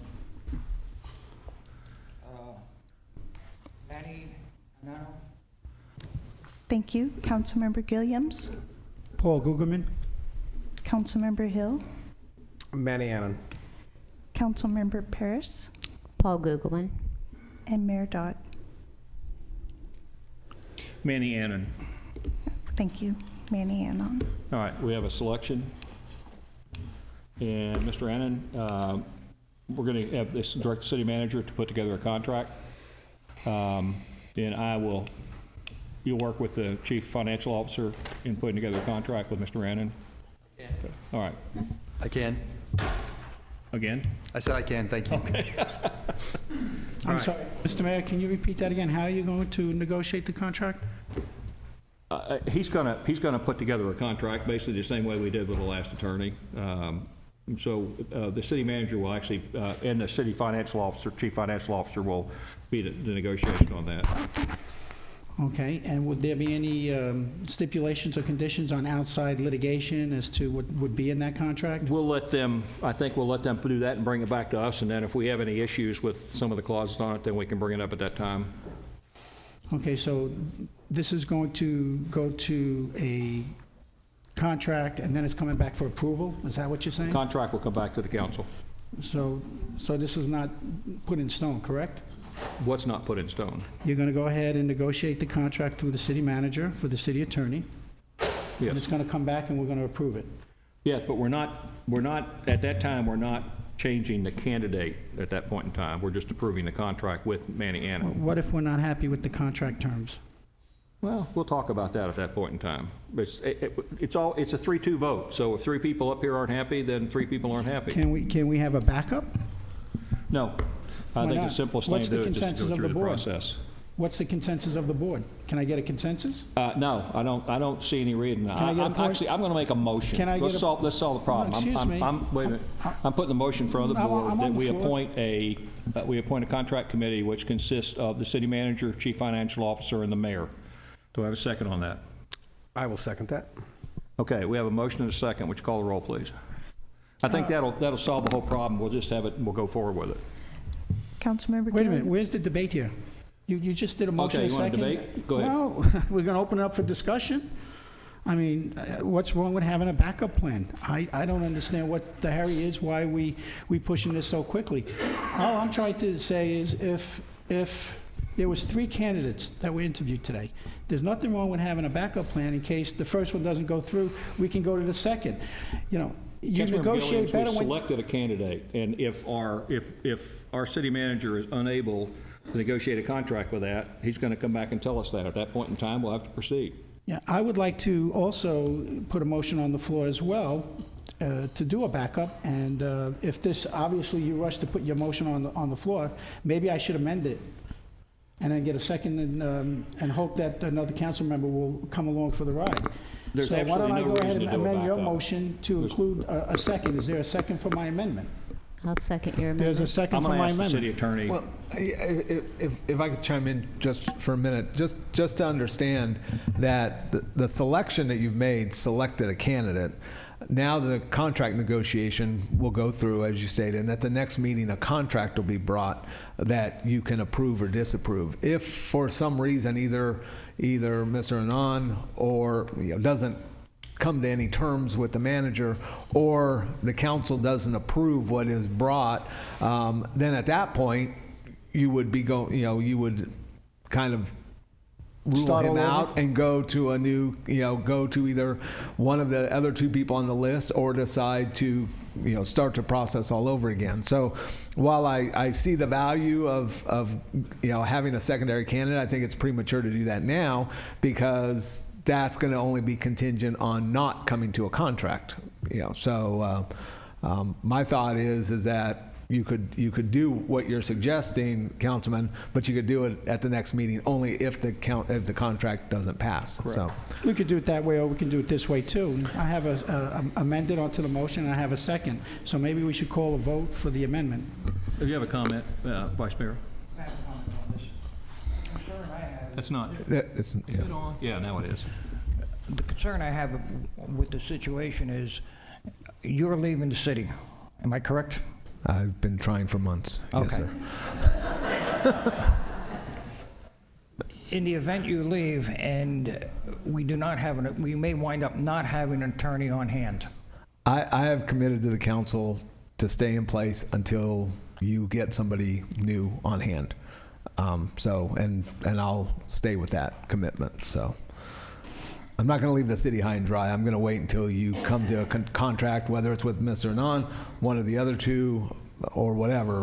But no, I'm not going to just cut and run.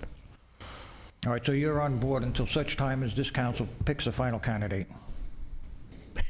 Yes. We've actually picked the final candidate. Manny Annan was picked as the final candidate. Manny Annan was picked as a candidate, subject to the contract being accepted by both parties, correct? Yes, yes. I just don't, I mean, I may be, I don't know, sometimes I wonder if I'm not under the table as opposed to sitting in front of it, but I don't think that's going to be a problem. Mr. Annan, in his interview, was more than desirous of this job. So I can't imagine that we're not going to be able to come to a successful contract.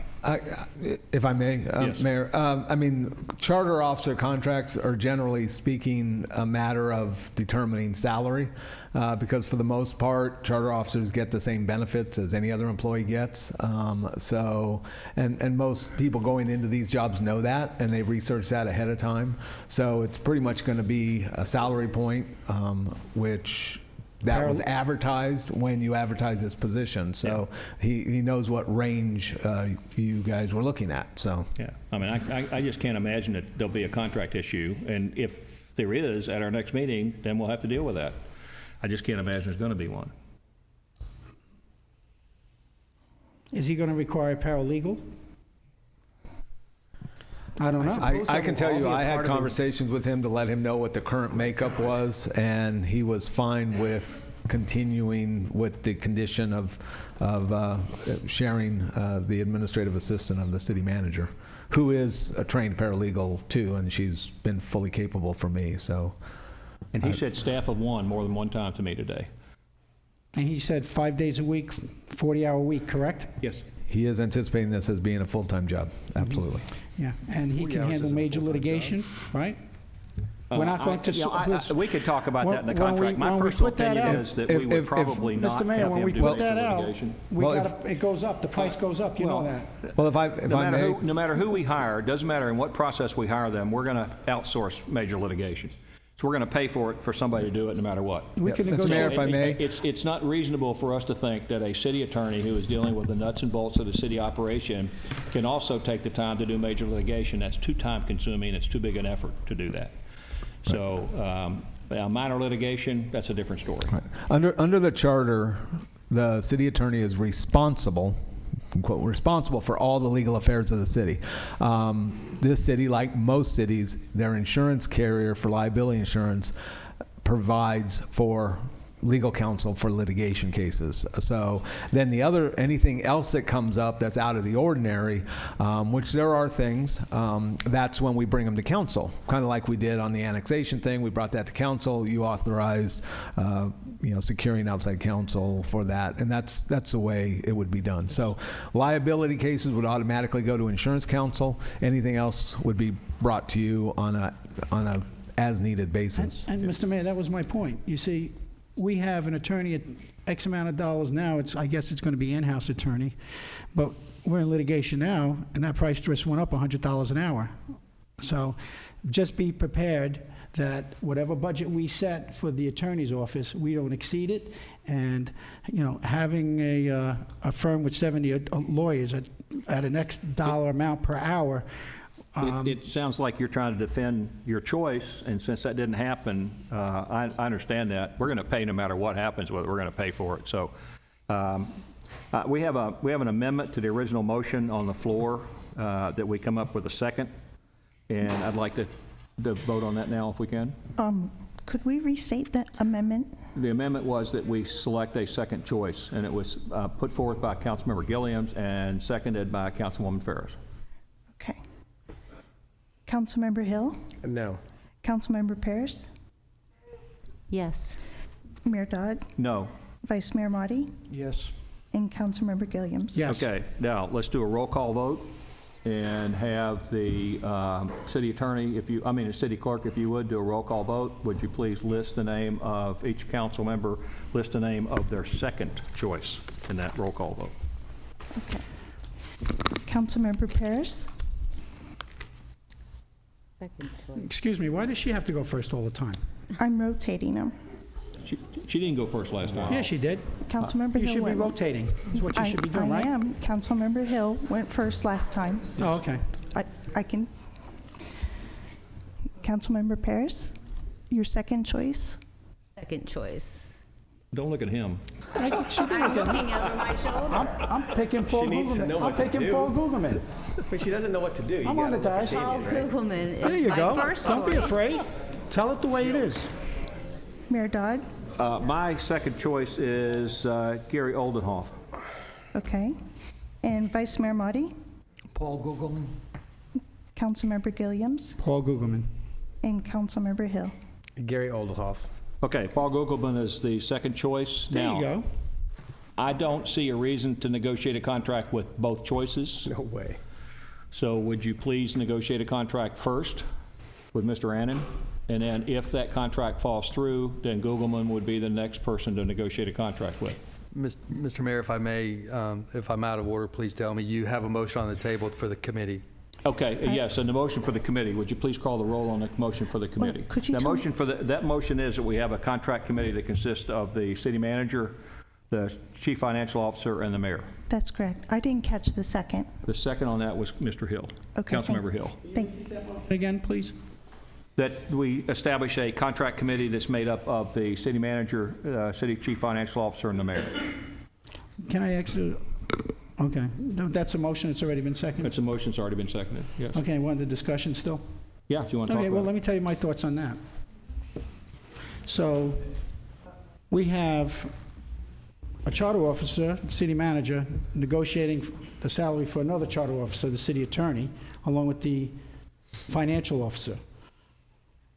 Don't you think human resources should play a role in this and maybe appoint somebody from the council to negotiate that with human resources and take the city manager out of it, because he's a charter officer, the city attorney is going to be a charter officer, and I just think that's a conflict.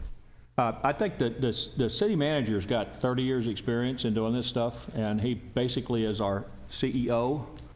And as far as this is involved, I believe that that's something that we should call on him to do. Well, doesn't the HR manager works for him, and I'm There sure you if go. he feels like he needs to bring her into that, he will. I think the human resources director takes her cue from the city manager. Yeah, she does. Okay. And So, but I would think that a charter officer negotiating with another charter officer would be kind of not comfortable. I think that we should take Mr. Carlisle out of that predicament and let human resources, who does the hiring, along with somebody from the five of us, appoint somebody to work with the human resources, and I'm sure Paul will be involved through the director of human resources, but I just think it's a conflict. Okay, I could be any other wrong. comments? I'd like to hear from the other board members. I'm Mr. Gilliams. Okay. I'm running a meeting. Yes, sir. remember. Yes, you are. Yes, I am. Any other comments? I have no comments on that. Let's call the roll on the motion, please. Okay, this is for the interview committee. Councilmember No, Gilliams? the contract committee. The contract committee. No. That's right. No. Councilmember Hill? Yes. Councilmember Paris? No. Mayor Dodd? Yes. And Vice Mayor Motti? Yes. If motion passes, we'll get together tomorrow and talk about the process to set that up. Yes, sir. Okay. All right, we're on to number, losing myself, 14B, Mayor. Moratorium. 14B. Okay, would the city staff like to bring this forward? So we, at the previous meeting, we were asked to bring this back due to the duration of the, But just some people leaving, it's okay.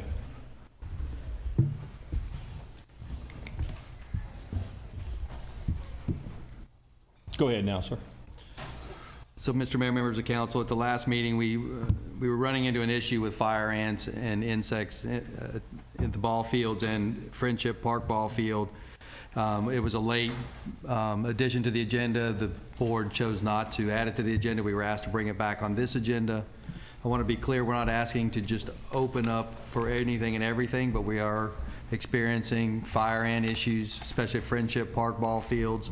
We did have to, as we mentioned at the last meeting, we weren't able to use that field because of the fire ants, and now we're seeing some issues with fire ants and mole crickets at the other ball fields, and we just want to look at trying to make it safe and trying to not get behind the curve, but we'll yield to council's direction, and Mr. Benton here has some information he may want to share with you as well. Go ahead and do your presentation. Yes, thank you, Mayor, Council, thank you. So just to give you kind of a recap, started here last December, and one of the first items that we looked at was the Barber Street Sports Complex. They were facing some challenges out there. The fields were, a lot of weeds. We had some pest issues. So we introduced to the user groups that we were going to institute a 2-year plan to really improve the athletic fields at Barber Street. We're about a year into that process, and I'm happy to say that those fields have seen a big improvement. Thanks to the staff that we have on staff at the Barber Street Sports Complex. We have 2 staff members dedicated to that facility. They are both spray certified. They're certified applicators. And so they've done their research. They've looked into different means and methods that we use out there So we went through that process and the fields, we started to receive inquiries recently to rent the fields and increase the usage out there. However, we currently, without being able to apply some products that we've used in the past, we're running into some issues with some mole crickets. There's some fire ants at Barber Street and sod webworms that were starting to damage the turf there. The issue at Friendship Park is a fire ant issue. I've gone out there. There's 50, 60 fire ant hills at that facility here behind the tennis courts on that field back there, and I have deemed it that it's unsafe. I don't think you could find a spot where you could kick a soccer ball and not hit a fire ant hill back there, and it's unsafe at this time for that facility. Okay, and you've provided us with a breakdown of what you want to spray and so forth. And then today, I think Councilmember Ferris actually found this Contra Costa County Integrated Pest Management Plan, very detailed document, and I gave that to you, and you did some research on some of that stuff. Yeah, today so I out of that looked plan. into, one of the lists that I looked into was the city of San Francisco and the county of San Francisco. They have a very detailed, limited risk pesticide program that they have. I've made a couple attempts to reach out to staff out there to get some clarification on items, but they have lists that have been certified, and their staff can only use those products, but then they do have a procedure where they can request that the Integrated Pest Management program within the city can approve additional products to be used. I've looked over their list, and there are a couple products that I would like to test here. The conditions are a little bit differently, but I feel like with some of specifically the herbicides and a couple of the pesticides that I think would work here, that they have listed in their limited use pesticide that they've done a detailed review on, and it's accepted nationwide that they are one of the top municipalities to do that. Okay, all right. Okay, I'm going to open this up to public first. Public comment. Anyone from the public want to address this? Let's go right there.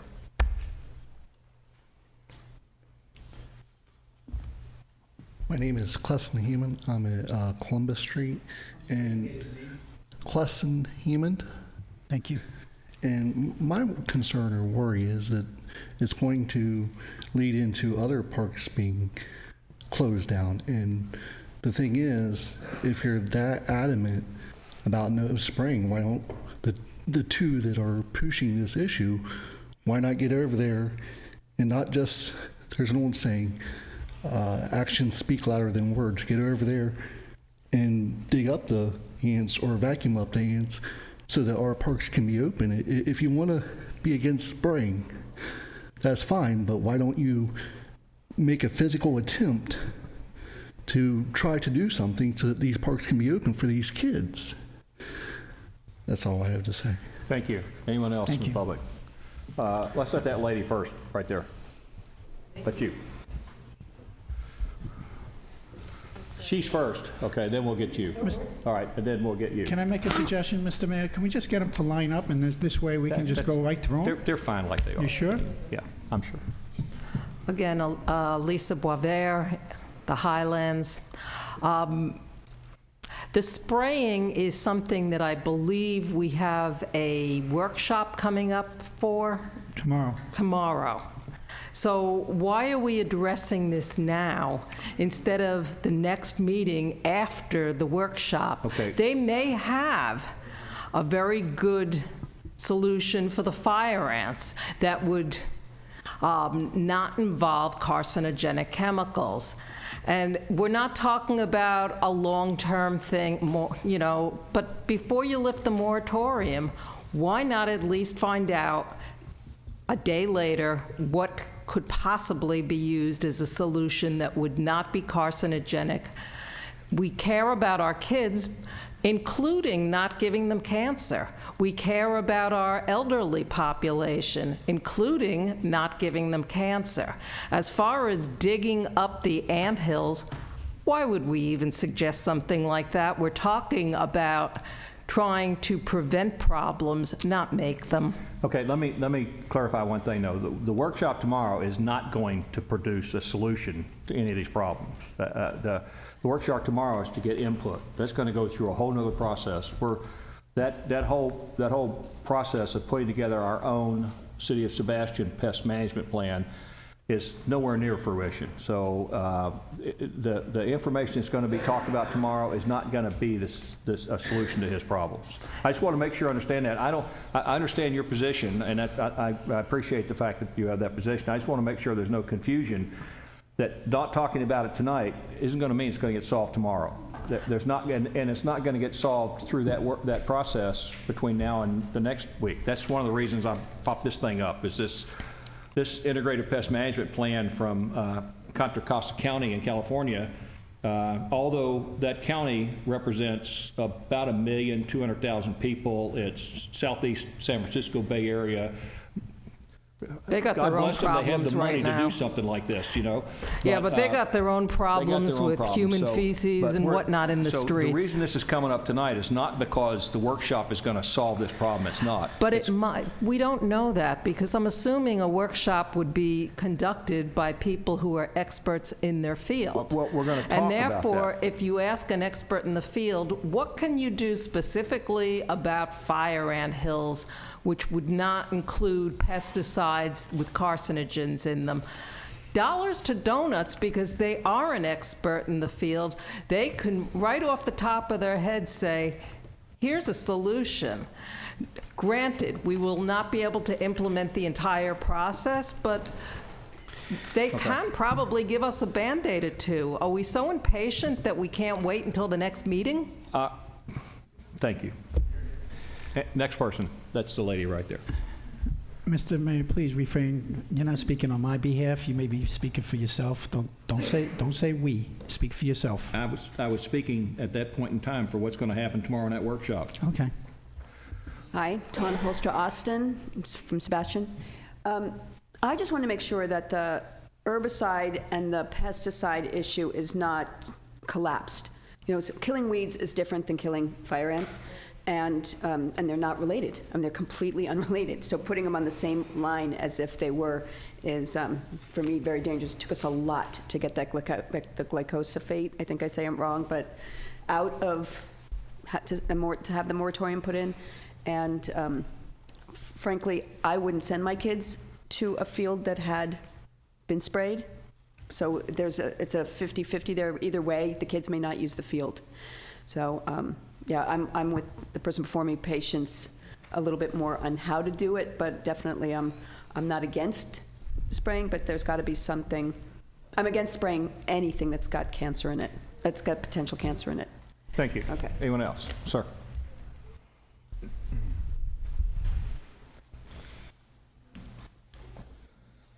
Hi, my name's Chris Nunn, 709 Jordan Avenue, in case you want to know. So I'm here representing a bunch of people that have their kids, especially at Friendship Park, playing soccer. What she just said is completely on mark. Spraying for weeds is much different than spraying for bugs. I suggest we drop the moratorium on the pest control, we get our parks under control, we come up with a plan to get to a better method of treating for the ants, but get our parks back so our kids can use them and our parents can use them and our families can use them. In other words, what are you doing up here? You're doing nothing except hurting the kids at this point. So we need to step back, think about the moratorium, drop the moratorium on the pest control, treat our parks, our ball fields, get them back to a usable condition. Let these gentlemen that are very smart here sit and figure out a better method and a plan with what she came up with, maybe as an alternative, and then move to those to treat. But get the thing under control with what we know works now so we can get back to using our parks. All right, thank you. Anyone else?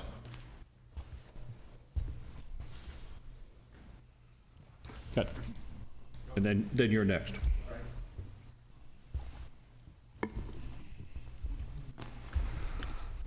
Mr. Mayor, my name is Graham Cox. I live at 1213 George Street in Sebastian. I know we've discussed in the past the need to get an integrated plan or pest management plan done for each of these elements, the ball fields, the canal system, and the various ponds we have in town.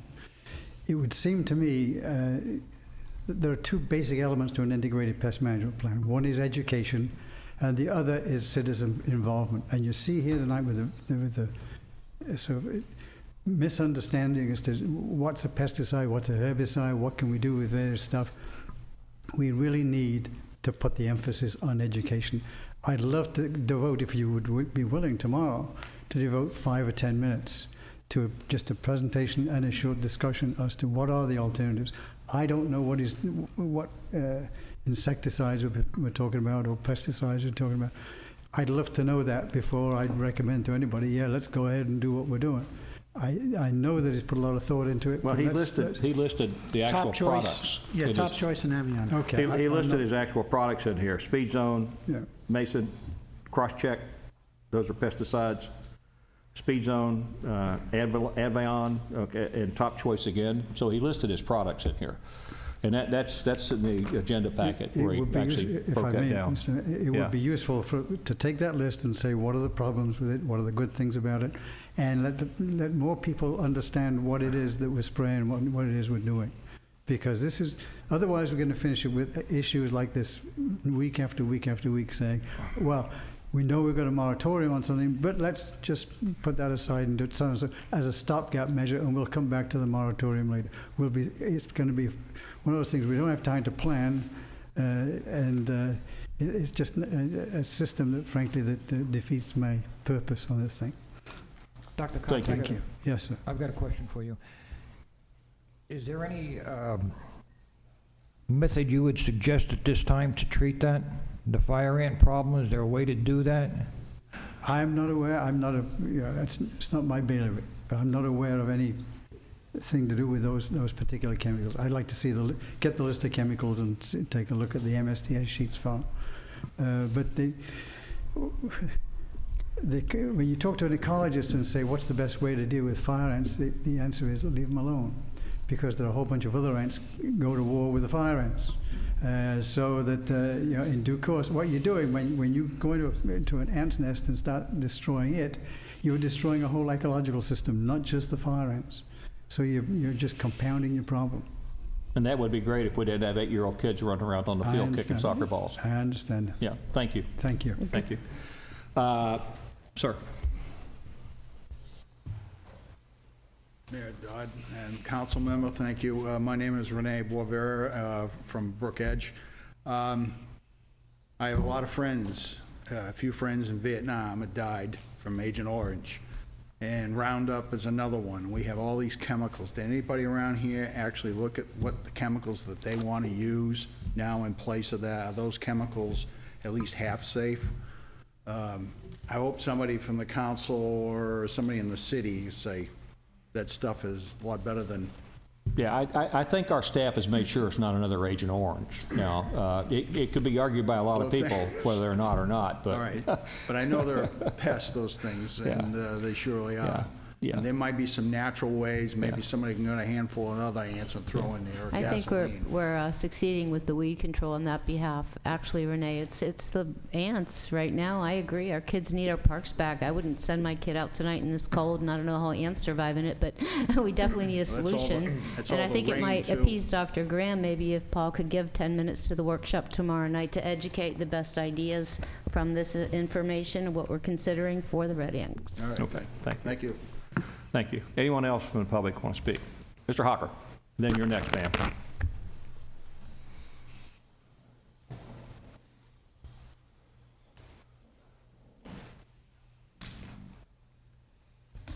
Good evening, Ben Hawker, Sebastian. All this started with the weed problem that we had in our waterways. Now, all of a sudden, what is our moratorium actually read as? Because pesticides started to come in later on in the conversation. The moratorium includes herbicides and pesticides. Okay, so my True Green guy who sprays my bugs... Speaking of that, is that microphone on? Okay, just don't touch that table. Don't touch the table. Call maintenance. So what the city's done is told my True Green guy that he can't fumigate or spray around my home. No. Yes. It does not apply. Moratorium only applies to city-owned property. That's where we're leaving it. That's where it is. We can't tell your true, we can tell your true green guy he can't spray within 10 feet of a canal, of a water body, but we can't tell him he can't spray. Well, that was my maybe misinterpretation of spraying for. Yeah. So you use True Green to do that? Yeah, maybe I'll get a discount. Yeah. True Green. Okay. Thank you. Thank you, sir. Ma'am.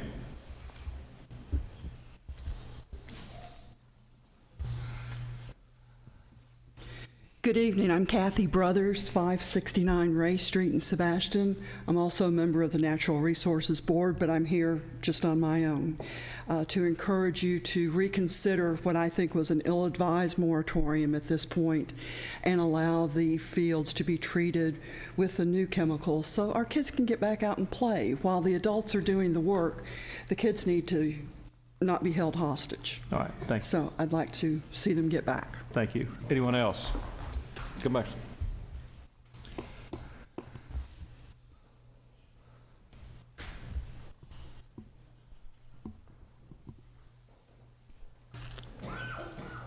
Yes, Dr. Robert Betta, Sebastian Highlands. Recently it's come to my attention that, believe it or not, simple white rice is very effective in killing fire ants. I'm willing to donate a 50-pound bag to our public team that works on that sort of thing and have them get at it right away. All right, thank you. It kills the queen. Thank you. Next person, Mr. Stevens, are you waiting to talk?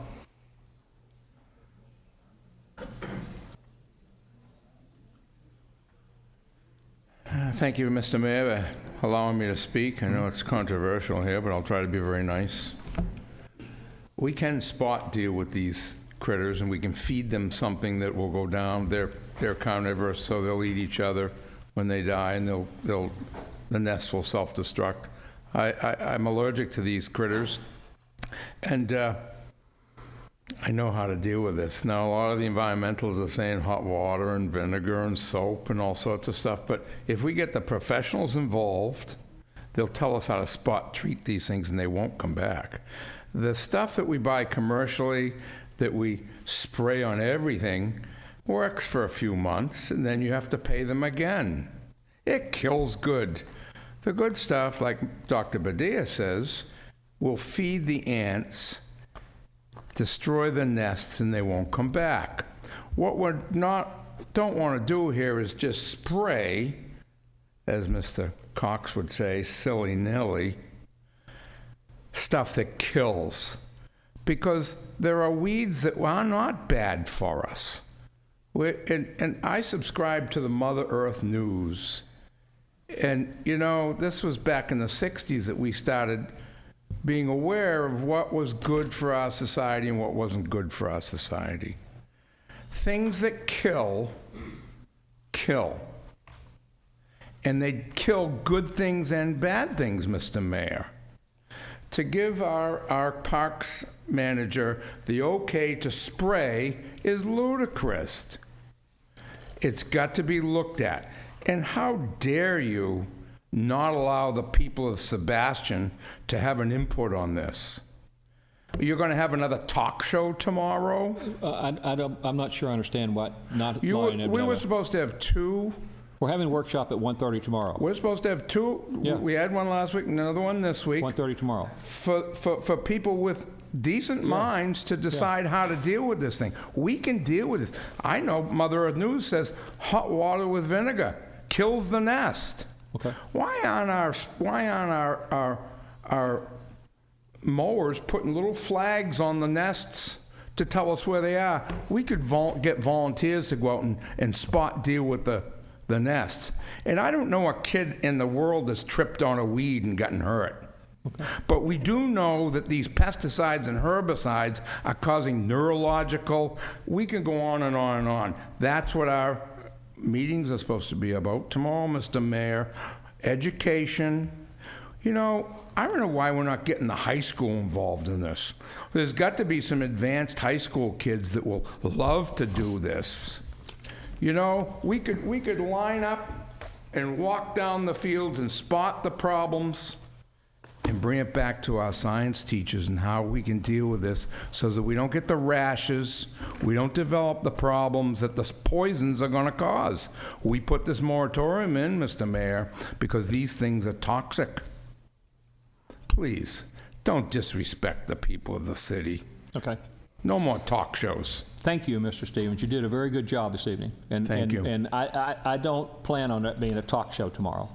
And I'm not finished because there's a lot. Yeah, the citizens. We should subscribe, you should all subscribe to Mother Earth News. Yeah. Okay. Thank you. Thank you. Anyone else out there would like to speak? Ma'am.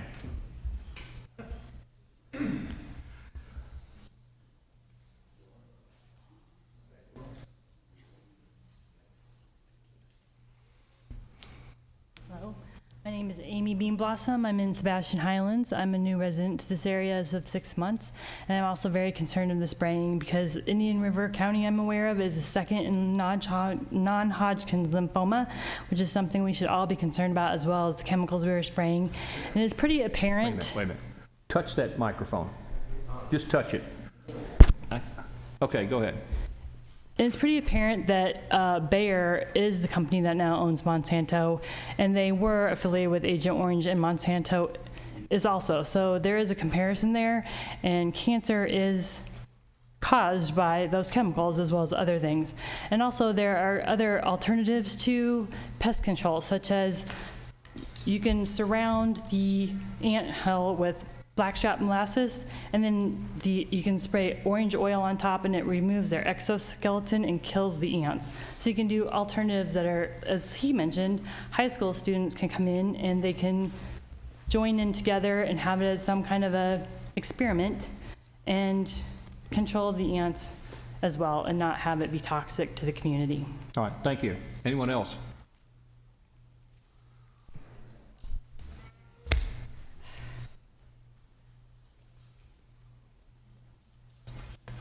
I'm John Cristino, Southeast Sebastian. I've been with this from the beginning. My impression when this was passed was that we were going to stop spraying the herbicides.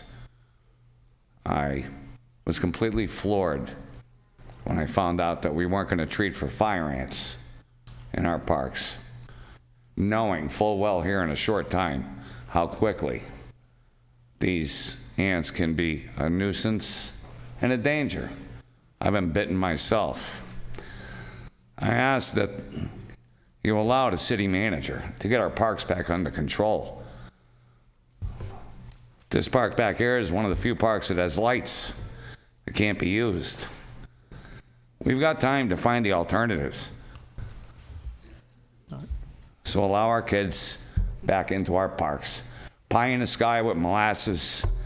You know, we've got 21 parks. Anyone take a look at the size of the ball fields? You need 1,000 volunteers. We need something that's practical, that can be applied at a reasonable cost, that's safe. But let's stop tying the city manager's hands for another 2 weeks. Thank you. Thank you. Anyone else? All right, seeing none.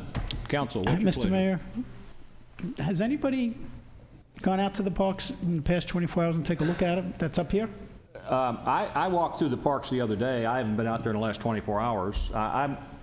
Once again, it just goes back to my basic assumption. I've got a letter here from the Leisure Service Director, and he's outlined what he feels he needs to do. Letter. So I'm, you know. So let me ask you this, Mr. Mayor. I went out and looked at all of them. I went and looked at all 4 ball fields at the Barber Street Complex and the football field, the soccer field, and I looked at all of them. And I brought somebody with me, and I shot pictures. Now, tomorrow we have another workshop. It's one day. We have a facilitator, Dr. DeFries, coming in. Why are we going to insult the environmentalists of this community when we have one more workshop to do? Now, I've been to the Friendship Park, and I agree. There's a fire ant problem. No doubt about it. I must have counted 40, 50 nests on that field. It took 2 people to do it, but I did it. So we have to weigh this out. Now, I know we have an environmentalist at the, on staff, don't we, Mr. Mayor? Yes, we do. Okay, is she here? No, Michelle is not here? no. It's Kim, and she's not I here. mean, Kim. She's not here. Right. Mhm. So I think the purpose of putting a moratorium on the books is to speed things up, to come up with solutions, and it's dragging out. We're not getting the solutions quick enough from staff. We're not getting it quick enough from the environmentalist. This is why we're doing the workshops. I'm not willing to just go ahead and start taking care of the fire ants with any type of toxic chemical. I'm willing to shut that park down until we solve the problem. Because either way, you don't win. You don't win with the kids out there playing with fire ants, and you don't win with the chemicals. So I agree with the gentleman with the parks that maybe we need to shut that park down, and we'll move this thing a lot quicker, and we'll come up with a solution, maybe tomorrow. And once we come up with a solution tomorrow, we can direct staff to get on it right away, and then we can treat the park. Now, as far as the ball fields and everything over on Barber Street, I don't see an issue there, not yet. And I witnessed that myself. So I'm going to vote no to remove the moratorium, and I want to see the workshop finish. I want to respect the facilitator and let him see what we can do to bring this community together. But either way, you don't win. You just don't win. So, and I'm sure our city manager will get with our environmentalist, that's Kim, and maybe they can fast forward something. I read the chemicals that you have here, by the way. What was your name, Brian? Yes. So you have, for Friendship Park, Top Choice and Avion, correct? Avion? Yes, sir. Okay. You've been using those chemicals for quite a while. I've been here a year. Okay. Top Choice is a product that we can put down, Right. and it will So- do fire ants for a year completely. So there's been no change for quite a while. You have not looked for any alternative, even if it was temporary and we said, go ahead and spray? Yes, I mean, we've looked into some alternatives. I've got some information from the University of Florida and IFAS that I did some research and looked into other methods to go against fire ants, and I can share that information. There's an organic product called boric acid. Their research has determined that its effectiveness has not been consistent. Would that be non-toxic? Boric acid, yes. So we could maybe direct staff to temporarily, until we come to a solution, to treat it immediately so that we can keep it under control? That's not going to guarantee it to be under control, because it's not, I've used boric acid myself, and it's not consistent. It may wipe out one piece, but it's not going to wipe out all of it. Okay. I use boric acid for ants, and it's not a consistent Brian? use. Yeah, Brian, cockroaches, what ants. else? It doesn't consistently work. So if they were to treat a park with boric acid, there's no guarantee they'd be able to open that park. All right, Brian, what else did you have that we can find a solution? So biological methods, there is a fly that was released that has been expanded across the region, but that's not something that we have access to. It's just kind of expanded across. And that was by the University of Florida as well. And they had a sample low pesticide treatment option that University of Florida IFAS Extension has documented for sustainable fire ant control. And their first option is broadcast a bait formulated insecticide at least 3 days after baiting. If applied, drench individual mounds with hot water, then excavate and/or reapply hot water to mounds that are still active. Excavation really isn't an option on our athletic fields, so that kind of takes that portion out of it. And then the last portion is optional, semi or annual broadcast bait formulated insecticide to suppress reinfestations. Quickly reinfest the fire ants reinfest areas once treatment stops, and they may resurge with greater populations, according to this University of Florida IFAS report. I'd like to hear from the other members, Mr. Brian, Chairman. what's in Top Choice? Fipronil. Did anyone else have any comments? Absolutely. This whole thing, the reason our parks don't work right now is because for months and months, we were getting complaints about Roundup and glyphosate. So the city of Sebastian decided to task the city manager with looking toward alternatives to glyphosate. It was simply that. look for alternatives to glyphosate in our waterways, because everyone was concerned about glyphosate because they hear over and over and over and over again, glyphosate causes cancer, glyphosate this, glyphosate that. And so this all started with glyphosate, whether it's true or not. The science says it's not true, but whatever. Still, glyphosate was the issue. Glyphosate. We have to stop glyphosate. So the city manager was tasked with finding solutions to the glyphosate issue. Whether you believe it or not, it doesn't matter. We always want to find out and do what's best for our community. That's always the goal when doing best management practices, when spraying and utilizing chemicals. That's always the goal, to use as little chemical as possible, to use it in as safe a way as you can possibly use it in. You know, the Environmental Protection Agency has already said many times over that these chemicals are safe for use in the manner that we use them. But that's a science that people like to deny. The state of Florida has said that these chemicals are safe in the manner that we use them. But that's a science that people like to deny. People only like to glom onto the science that really kind of agrees with their narrative. And that science that agrees with their narrative, oh, glyphosate causes cancer, so let's listen to that. Would you please order, please? I'm going to ask you to be removed if you don't stop. No, you may not. You may not, and I could ask you to be removed if you don't stop.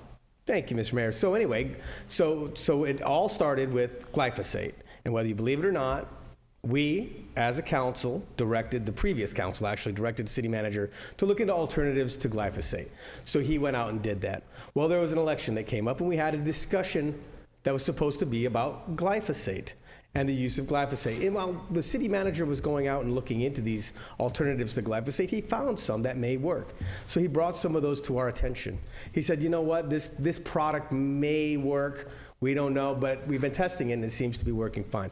So I made a motion that we stop the use of glyphosate while the city manager continues to test this product and go forward until we get his report to find out what the best use or the best way to keep our canals clean, because that's what the city manager was tasked with, without using glyphosate or alternatives to glyphosate. Well, unfortunately, at that meeting, everyone just decided that, wow, we can do whatever we want up here because we're the city council. So they said, what the hell, let's just ban everything. Nothing can be used in our parks anymore, having no idea what they're talking about. None. Zero knowledge of the pesticides or the herbicides or the insecticides that are used to actually keep our parks safe and clean. Because that's what we do. That's our job, is to keep our parks safe and clean. They're assets of every single person that's sitting in this room who's an actual resident of this community. They're your asset. So our job is to maintain those assets in a way that is safe and effective. And that's what best management practices does, because the science behind what we do says it's safe. But again, there's going to be those who deny that science and don't want to believe it, because over and over again people say it causes cancer. Well, you know, I bought a light for my boat the other day and it had a cancer warning on it. I bought a toilet for my house and it had a cancer warning on it. A toilet, it's ceramic and it's white, but it's got to have a cancer warning on it, because some people in California think that everything in the world causes cancer. Well, the science behind what we have has gone through the Environmental Protection Agency, the federal Environmental Protection Agency, as well as the state of Florida's Environmental Protection Agency, and we utilize those products in a way that they say, those scientists, the university's scientists say is safe to use. But that's okay. That doesn't matter, because we're council and we can do whatever we want. And there's certain people that are going to like it if we say nothing nothing ever in our parks. Ban it, because we should just let the fire ants be. We heard that tonight. Just let them be. They're natural. Well, they're not natural to Florida, but that's fine. Just let them be. There are people that want your lawns to not be irrigated. There are people that don't want you to have a palm tree, a certain type of palm tree, or to be able to have St. Augustine grass in your yard. Or there are people that don't want you to be able to use any pesticides to get rid of the roaches or the vermin that may be outside. That's an absolute fact. So there's something in between dangerously poisonous and, oh, we can just dump stuff on it and the stuff will die and then our kids can go play on it. There's something in between that, and that's called common sense, best management practices, and real science. Real science that's been done by the universities, real science that's been done by the environmental protection agencies, real science that's been done to allow us and others to utilize these chemicals in a way that is safe and maintains the assets that you all have. Those assets are the parks. You know, this is a kid-friendly, well, it was a kid-friendly town, a very kid-friendly town up until November. Now, I fear it's the least kid-friendly town I've ever seen, because these people who would say, just close the damn park, because we're worried about chemicals that the scientists tell us is safe. Well, that's not good practice. So I believe we should lift this moratorium, and in order to placate the glyphosate people, continue a ban on glyphosate, utilizing a product that the city manager feels is safe. And I'll make that in the form of a motion. Jim, could I interject something here? Yeah, go ahead. Wouldn't it be best just... So that motion dies? That motion dies. The motion dies for no second. Thank you. Wouldn't it be best we have one more meeting to see what we come up with a best practice method, and then take it from there, and then make a decision that we are either going to lift the ban or we're going to do spot treatment. But let's see how this workshop works out for the benefit of the community. Okay. That's what we try to do. We try to set up workshops so that we can benefit the community and find the best practice method for the city to practice. Mr. Motti, I would agree with you that we should always do that, and I am not opposed to the workshops, and I am never opposed to integrated pest management programs. Oh, by the way, the great one from San Francisco has chemicals and pesticides used.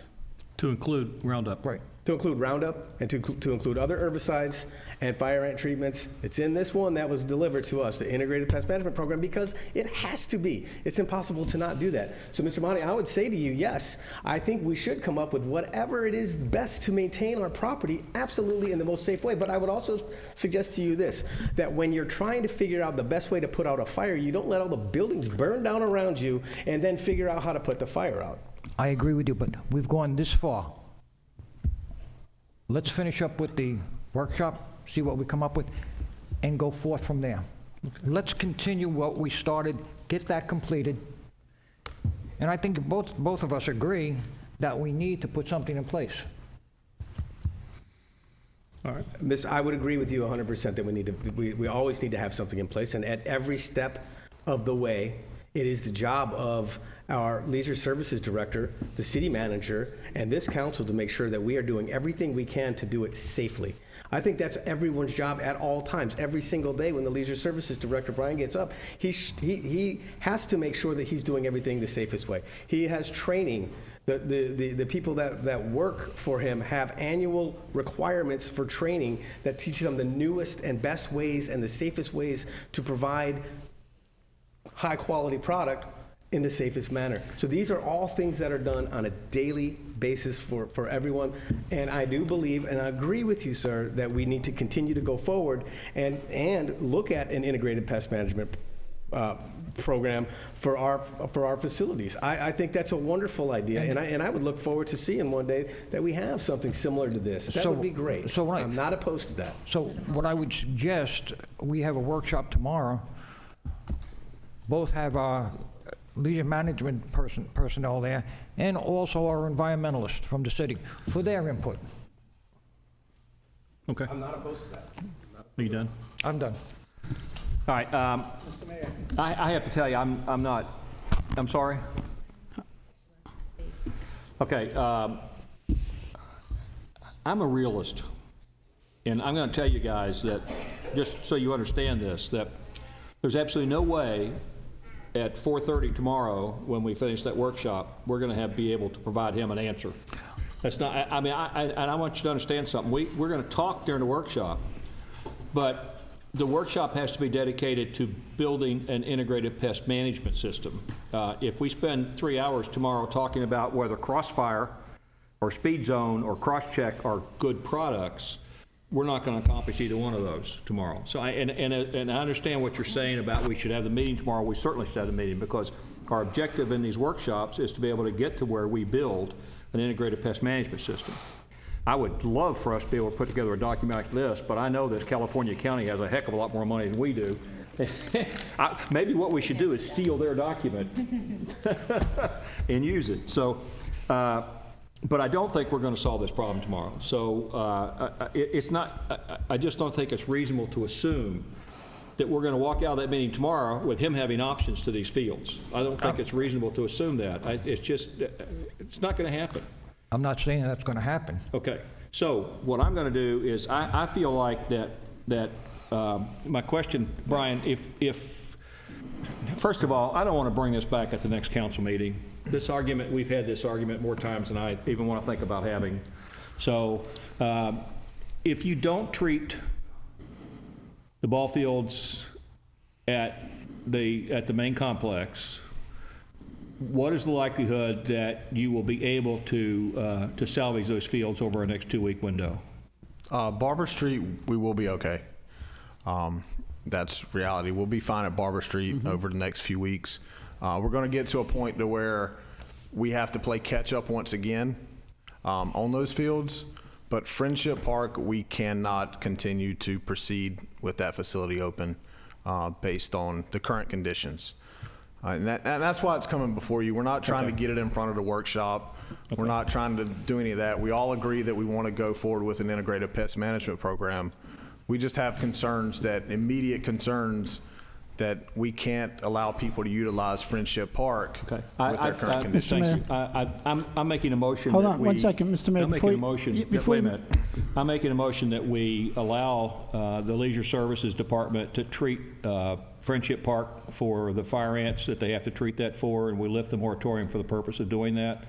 It sounds like Barber Street is not as immediate concern as that, so my motion is that we allow them to use the products that they need to use to treat the Friendship Park for the fire ants and get that back into playable use. How many times, Mr. Mayor? How many times? Wait a second. All right, go Wait a ahead. second. I'm sorry.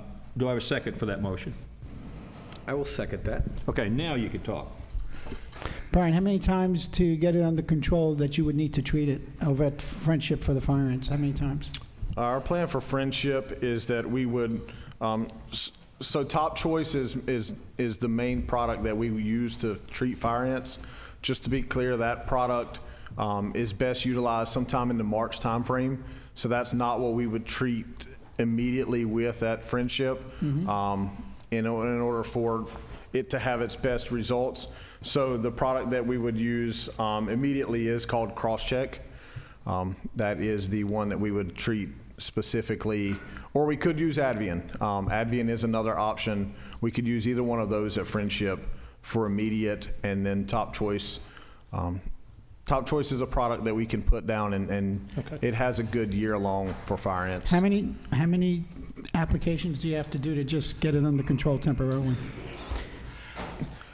With the current situation, the way it is with that number of fire ant hills, I can't specify specifics.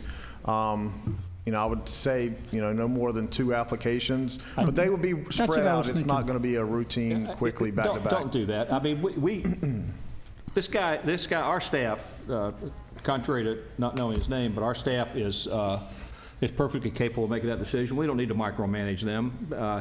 He's perfectly capable of doing what he has to do to get those fire ants out of there. I get it, Mr. Mayor, but this community has environmentalists in this community. I'm trying to find a happy medium and a compromise until we can get through the second workshop.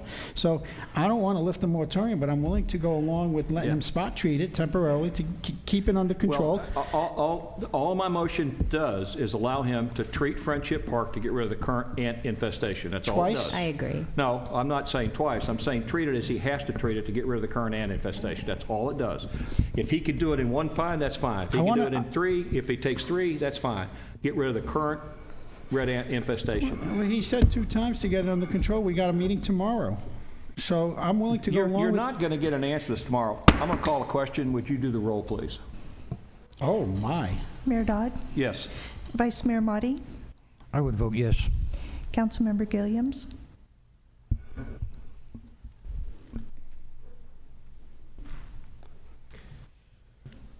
Can you repeat the motion again, please? Allow the Leisure Services Director... I can't hear if everybody's talking out there. Allow the Leisure Services Director to treat Friendship Park for the fire ants. Only, just that park only, right? Correct. Is that correct, Mr. Just Mayor? Friendship Park. Okay. Yes. Councilmember Hill?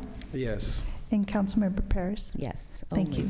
Okay, now, also, would you continue to look for alternatives because we're not going to solve this problem tomorrow. We're not going to solve this problem in the next 3 weeks or 4 weeks, and you're going to come back to us in 4 weeks, and you're going to tell us that Barber Street Park is no longer playable. And what I would like to be able to do is to address that without going through this stupid conversation again. Yes, Which sir. means we need alternatives, and if you can find them from some other jurisdiction, find them. 5 minutes break. Oh, yeah, okay, we're at a break for 5 minutes, and then we'll do public comment.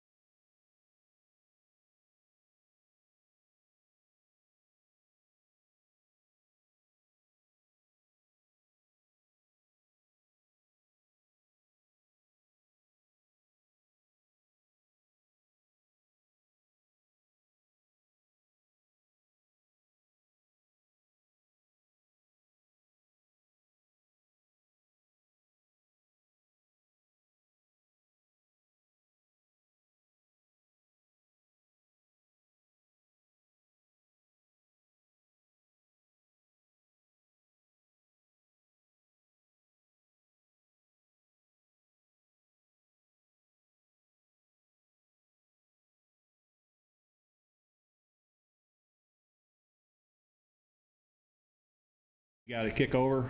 All right, I'm calling the meeting of the City Council back to order, please. We're up to public input. Anyone would like to address the public? Sir.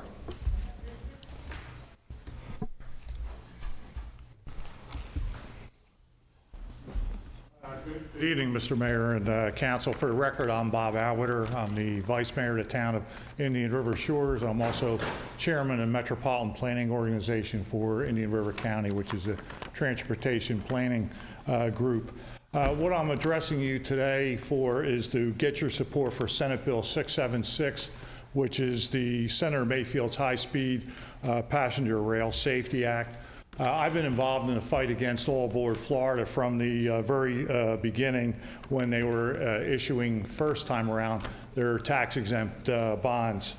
As a person who for decades has ridden the Amtrak Northeast Corridor in an environment where it's a fenced-off corridor with no at-grade crossings, I've been concerned for a long time about Virgin Trains' plans to run 110-mile-an-hour passenger trains mixed with freight trains, possibly commuter trains, and liquefied natural gas tanker cars down a very narrow right-of-way, as we know, right down the street here in Sebastian and other Treasure Coast communities.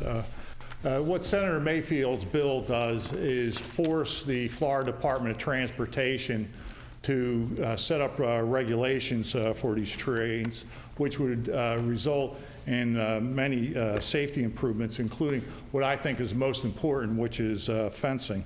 I think, as we all know, for many years, people have cut across the tracks to get back and forth, and figuring they can just evade a slow freight train.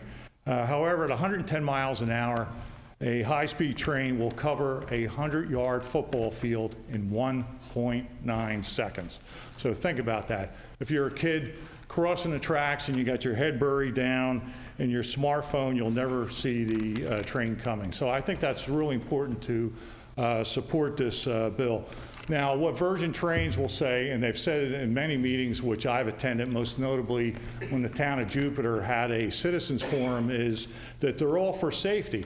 But then they turn around and say, we're for safety as long as you're willing to pay for it. So unfortunately, there's communities south of us who have gotten seduced by the idea of getting a train station there, and they've pretty much rolled over in favor of Virgin Trains. So I just want to remind everybody in the community, I know Mayor Dodd is familiar with this because he sat with me at the Treasure Coast Regional League of Cities meeting last week on this. But here are some of the other facts about what local governments had to spend of their taxpayer dollars to get a train station. Miami-Dade County, $76 million. Boca Raton, $13 million. Port of Miami, $5 million. Orlando Airport, which is admittedly a station which is shared with Sunrail, $221 million.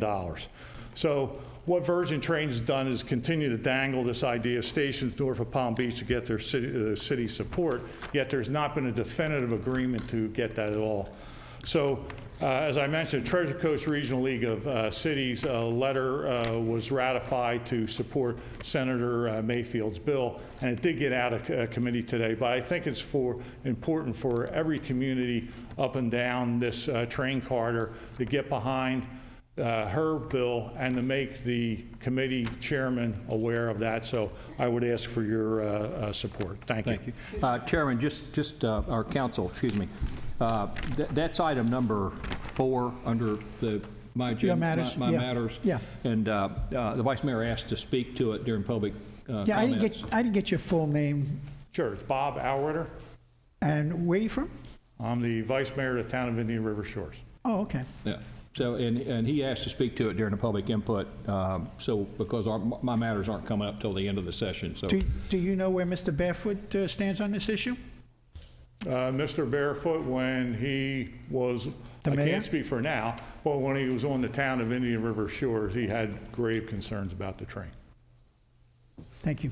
And just so you know, at my council meeting tomorrow, I hope to get the council to give a letter of support as well. Thank you, sir. Thank you. Thank you. I have one question. I don't know whether I misunderstood, but Virgin Trains does not want to pay for any of the fencing or any of the improvements? No, they do not. They feel there's some basic set of improvements which they have to do. But you have to realize is that the Indian River County has an agreement with them to cross their tracks. Not Virgin Trains, Florida East Coast Rail across the tracks where the county taxpayers have to pay for safety improvements. Hopefully with Senator Mayfield's bill that will change. Now, not to get into too detail on this, but Virgin Trains says that same contractual arrangement goes with them as it goes with Florida East Coast Rail. And Indian River County has filed a lawsuit in state court saying that the contract does not apply to Virgin Trains because Florida East Coast Railroad is now owned by Grupo Mexico, the big train operation down there. All right. Thank you, sir. Sure. Thank you. Okay, thank you. Anyone else from public comment?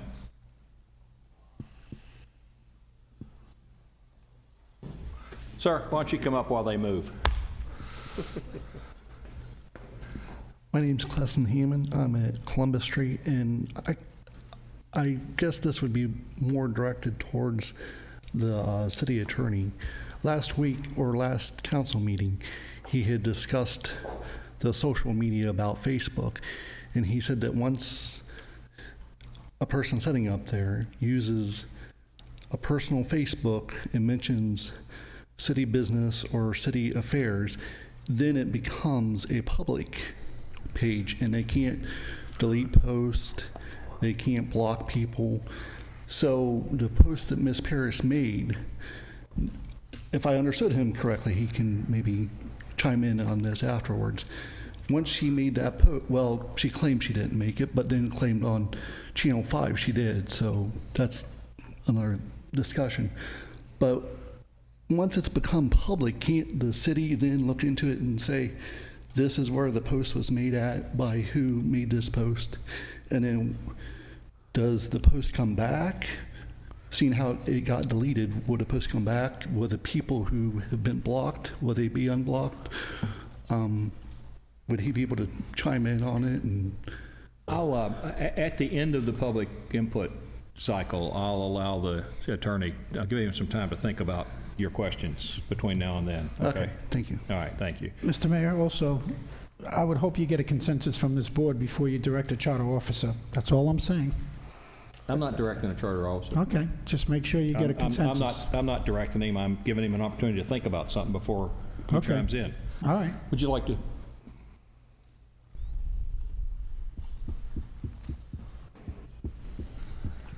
Good evening, Council. Bob Stephen, 150 Concha Drive. Mr. Mayor, I feel as an environmentalist in this community, very active with this. We've been misled. Thank you. Thank you.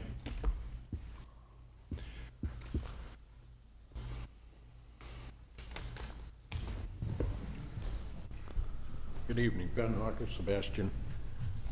One gentleman who just came up here talking about Facebook, Spacebook, and all the other things pertaining to people's personal lives, I don't think should affect any member up on the board or the city, because that's personal business.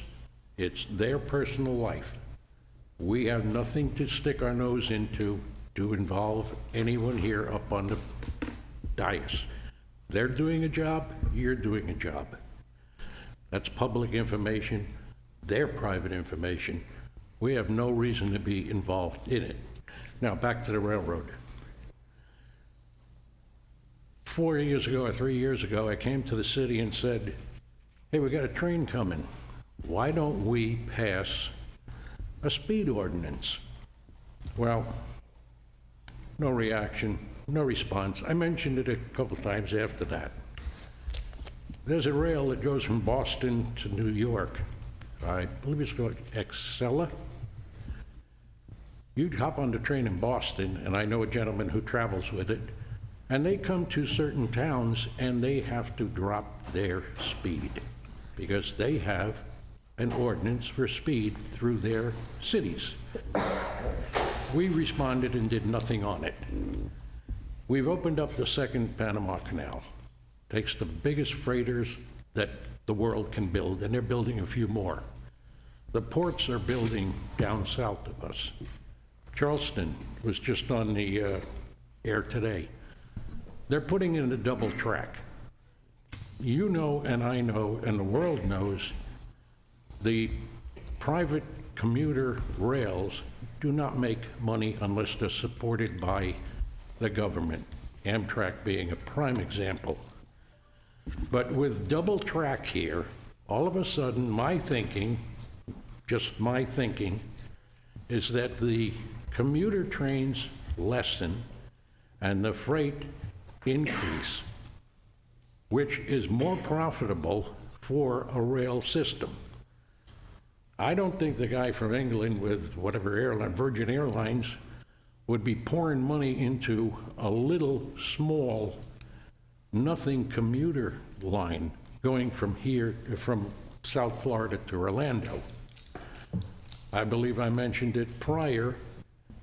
Up in Winter Haven, there's a massive junction area for unloading trains, putting it on tractor trailers and shipping it all over the country. It's already built. The biggest one that I think in about 10 states, it's the largest. Well, it's at the end of this little track that they're trying to put in. Florida, when it was during an election, the last president, they had a shovel-ready, millions of dollars available. Our governor turned it down because it was a high-speed train from Tampa to Orlando. Then I believe some of his friends ended up on the high-speed rail here. That's beside the point. I just see the fact that we've got a double track coming in. By the way, do we have anything to do with permits applying to the rails being changed, modified, moved around through the city? They're already taking the bridge down. Well, St. John turned around and told them, hey, no problem, put your bridge in. They could have stopped the whole thing. I guess the waterways that they're going to go over and what they're going to do to the waterways while they do the work, it's sort of immaterial. But we're worried about keeping weeds out of our canals because of them. And the next question, or the thought I have is, have you noticed that when you go over the railroad tracks, you don't see a single weed in the track area? I can have a rock driveway and I got weeds. They've got a rock bed, no weeds.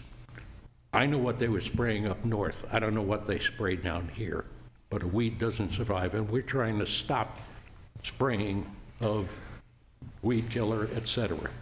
Someone might want to look into what they're spraying on the properties that runs through our city. Thank you. All right, thank you. Anyone else? That gentleman's first, you're next. Hi, my name's Christopher Nunn, Sebastian, Florida. So 119 days, by the way, till we can have a recall to get rid of you two. You're a disgrace from the beginning. You look at him for answers. It's ridiculous. It's a joke. Yes, Mr. Mayor. A little bit less direct. Less direct, yes, Okay. sir. Yes, sir. I Report stood to at me. McDonald's once about a year and a half, 2 years ago, while a gentleman came in with a group of his drunk friends and screamed the explicit. Mr. Mayor, point of order. I'm telling you a story I'm about taking my care of it. experiences Okay. here in the Yeah. lovely city of Sebastian. Let's just be a little bit less. I'll be quick. Okay. And this person, no names, with their friends were screaming the N-word over and over again until a police officer stopped him. He's a racist. He doesn't deserve to be in office. I'm sorry. I cannot wait till 119 days so we can have a recall to get rid of you two. Have a Thank nice you, sir. night. Thank you, sir. Anyone else want to come forward? Sir.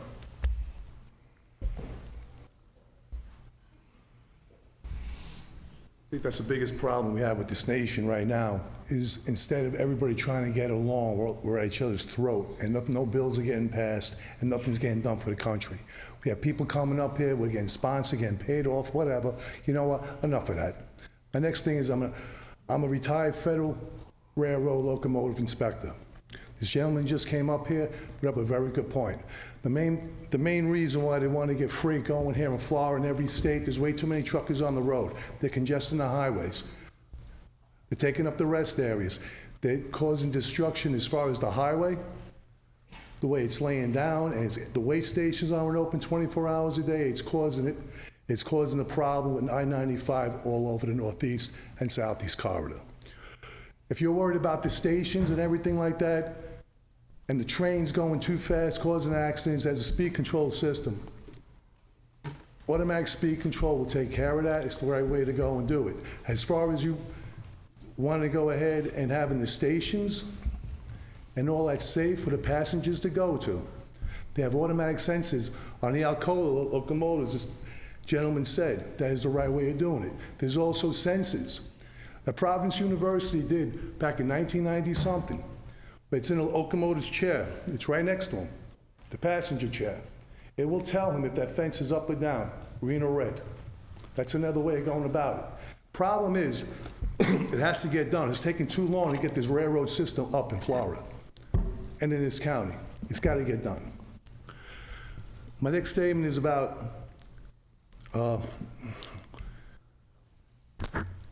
we have to go ahead and get everything done right. As far as affordable housing, this gentleman said, we definitely need it down here in Florida. We need it right here in Sebastian. The way you do it, you get affordable housing, let the people live there for 10 years, and then what you do is you make it affordable again on the income that they make for the next people to move in. That has to get done. It's number 2. Number 3, as far as everybody getting along on this board that I see here sitting is more important than anything. Because it's not getting done and nothing's getting done. Move along, make it a process, do the thing for the people that everyone wants. We all have to work together. That's all I have to say to all of you. Thank you. Thank you. Thank you. Your name, Anyone sir? else? Your name, sir? Sir. Sir. Sir. Sir. Your My name? name is Brian Burns. Brian Burns? Thank you. Thank you.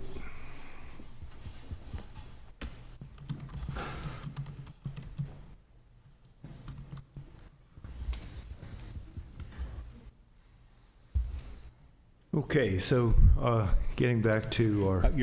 I know you've been up before, but your name, she needs. Oh, Dr. Robert Better once again, Sebastian Highlands. Thank you. Yes, sir. We have to agree to disagree many times and to work together as best we can. We don't want to have an antagonistic community. We want to have a community. We want to cooperate. We want to work together. And we can't, therefore, treat with disdain or disrespect a lady who comes up and makes a suggestion about something that is a non-toxic alternative. It should be tried at the very least. We have a moratorium period where we can try all these things. Why don't we do it? Why don't we use it? I made the suggestion of the white rice. Now, getting back to some other comments that were made, see, Florida, let's consider Florida the macrocosm and Sebastian the microcosm, if you will, for a moment. We're surrounded by very strong and difficult environmental challenges in this state as a macrocosm.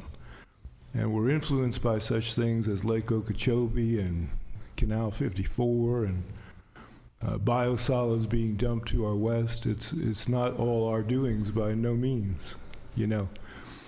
So we're challenged by what's going on around us, and we can't put our trust in such organizations as the FWC and the Environmental Protection Agency, because I think they failed us terribly in the past in many cases. They're quasi-political organizations, and I don't believe they make decisions based on our best interests or the best practices. I believe we're the ones who can determine our own best practices as a community, and we should do it. Thank you. Thank you. Anyone else wants to come up? Okay, Mr. City Attorney, do you have any comments about I'm really only interested in just a comment so the gentleman understands about Facebook and so forth. I've got to tell you, this is a very much a new area of the law, so it's still developing on a regular basis. There was, as a lot of you may know, some early cases with our president who uses Twitter a lot, and when people would respond back, he would ban them. The courts addressed that and said you cannot do it. Once he started using it, it became a public forum that he was communicating with his constituents, and being a public forum, he couldn't ban people from it. There's been a couple other other courts that have taken up issues with other public officials dealing with Facebook and things like that, pretty much saying the same thing, always dealing with, however, their public page, where they have a public official page, Joe Blow, county commissioner, Joe Blow, state representative, or whatever. There's been a lot of discussion, usually among state, federal, local government attorneys, as to how and when that would flow into a private page. The Attorney General has opined that you can never really be a private citizen anymore for those of you that are elected into office. So if you try and separate yourself and say, well, I'm now speaking as a private citizen, that when it comes to things like sunshine and public records, you can't escape it by couching it in that term. So the Attorney General has opined that if you have a private page, but you start talking city business, that it's the substance that controls, not the forum. Same way, as I said last time, with your private telephone, your private email, your private computer at home. It's not the device that decides whether something's a public record or open to sunshine. It's the content of the communication. So that's where the opinions have come down, saying that if you have a private page but talk government business, that kind of becomes a quasi public forum as well. That has not been decided by any courts that I know of. I've not researched it recently. It's been several months since the last time I really dug into this issue. And there were only a smattering of cases around on this. But I always give advice as to what's the safest approach. And the safest approach is if you keep city business on city pages and your personal business on personal stuff, that's the safest path.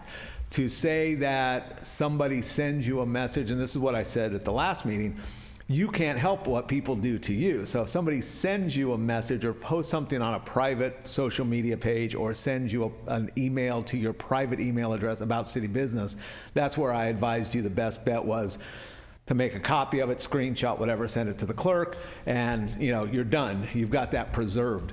But that's, again, just another lawyer's piece of advice that you can follow or not follow. But it is a developing area of the law. There is no bright line when it comes to your personal pages. I just give you advice on how to stay the safest. Okay. So. Council members, if anyone feels compelled to address some of the public comments, they can do it at this time, or they can wait until under their matters. My personal preference is you wait till under your matters to do that, because we have some agenda things we can get through. But if you feel compelled that you'd like to address it now, that's perfectly fine. I'll allow you to do that. So I just leave it up. So if anyone has anything they want to say, just let me know. Is it going to be policy now? Everybody who steps up to that podium and requests a legal opinion, you're going to direct it over to the city attorney? That's going to be the routine? No, that's not policy. Oh, okay, because I see you directing a lot of stuff to the attorney, and it's not a consensus, and I don't need a consensus to ask the attorney a question. No, I understand that, but just because somebody comes up to the podium and needs legal advice, that's what they have their attorney for. Okay. Right? Right? Councilmember Gilliams, I don't need a consensus of the council to ask the attorney a question. Stuff like that, I think you should. Now, let's move on to item number 16B. And I'm going to remind the council and admonish them that we are under a gag order on the information related to the annexation. What this item pertains to is purely a question about an RFQ rather than hiring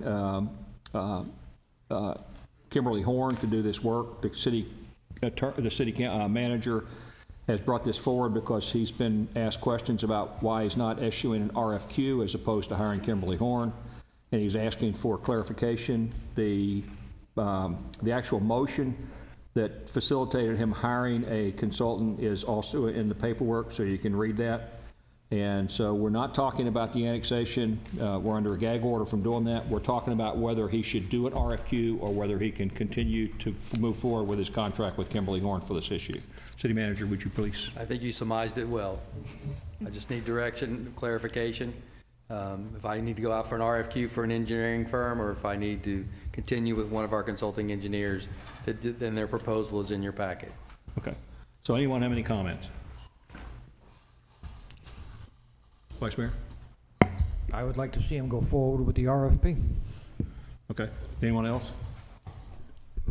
I an approval of the RFP only because Kimberly Horn is a very credited, well-established engineering firm. And I think what I've seen is excellent. But there's negotiation between us and the county that I think needs addressed. So I'm for the RFQ as well. Okay, let me point out something that's very important for people to understand. The 164 process with the county is not negotiable in this RFQ.